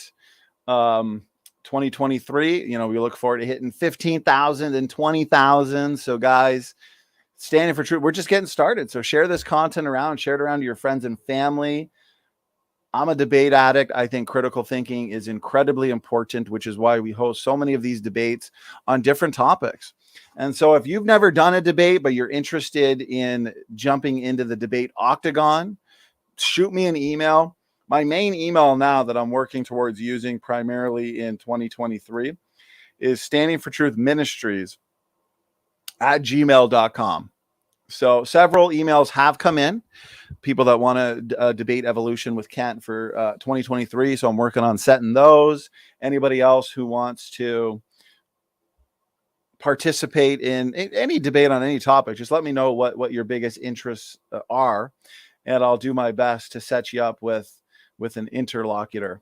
Iron Matt, thank you so much, brother, for the super sticker there. I appreciate everybody's support. You guys are the life and blood of this channel. Oh yes. This is a good point. And for those that like to send in questions, we're a debate platform as well. So if you want to ask a question specifically in a debate or even a discussion. So I think what this is going to be good for, the Evolution Debate Challenge year in review with Kent and myself. So this will be on January 5th. So for all of those of, let's say, the evolution position, those that have wanted to engage in a debate this year, but maybe for whatever reason they didn't want to do the formal debates that we do, and so but you wouldn't mind joining in like an open mic style debate where it's like a radio show. You don't necessarily need to go on webcam or anything like that. Just make sure you got a decent mic. Well, pop in. This will be on the 5th. Kent and I were just going to discuss the year worth of debates. It was a ton of fun. We'll probably kick it off with Kent giving a 15 or a minute or 20-minute presentation, and that'll give people the opportunity to join the show. I'll pull them in backstage one by one, and we'll just have some impromptu discussion with Kent, and anybody's welcome as long as we keep it respectful, sophisticated. I liked tonight's format, especially Evan and Kent. I like how they kept it free flowing. They kept it organic, bouncing ideas off of each other, asking each other questions. There was never a moment where, somebody was talking too long. It was really well balanced. I'll say that. So tonight was a great debate, and that's how I'd like to see it, especially as we move into 2023. And so what else do I have in mind? I'm excited because I love the evolution topic, but I also love the eschatology topic. And so first week of January, we're going to have the great rapture debate. 2 pastors here, Pastor Matt First, Pastor Daniel Eldridge. They're going to be debating, is the pre-tribulation rapture biblical? And so this will be the first week of January. We've also got Grayson and Jamie from Studio 215 official. This one is going to be lively. I can already predict it. So Big Bang to evolution. And we've got a diversity. We've got a diversity of topics because we've also got the King James only debate. This will be Turretin Fan and Nick Sayers, 2 seasoned debaters here. Is the King James Bible totally free from all errors? That is the first week of January as well. We've got some debates on soteriology for you. So guys, if you're not yet subscribed, make sure to hit that subscribe button, hit the notification bell. You're not going to want to miss out on these debates. So this one, the Great Salvation Debate, free grace theology versus lordship salvation. We got some solid interviews for January as well. Paul Price, he's written a ton on CMI, creationministries.com. He wrote an article specifically on Behemoth, which I thought was excellent. And so he's going to join me for a discussion on that. Dr. Dan Biddle is going to be joining me in January. Dr. Jerry Bergman, he's going to be joining me in January. And we've got an epic debate here at the end of the month. Is there evidence for the existence of God? Paul Price and Snake was right. So I'm pumped for this one. I just did an impromptu Christmas Eve debate, I guess you could say. It was late at night. It is up on the channel. You can find it in the live stream section.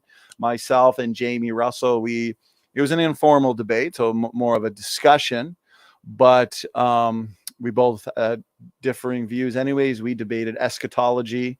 Who is the he in Daniel 9:27? So controversial question in the world of Christianity and eschatology. So please do check that out. And I think that's pretty much it, guys.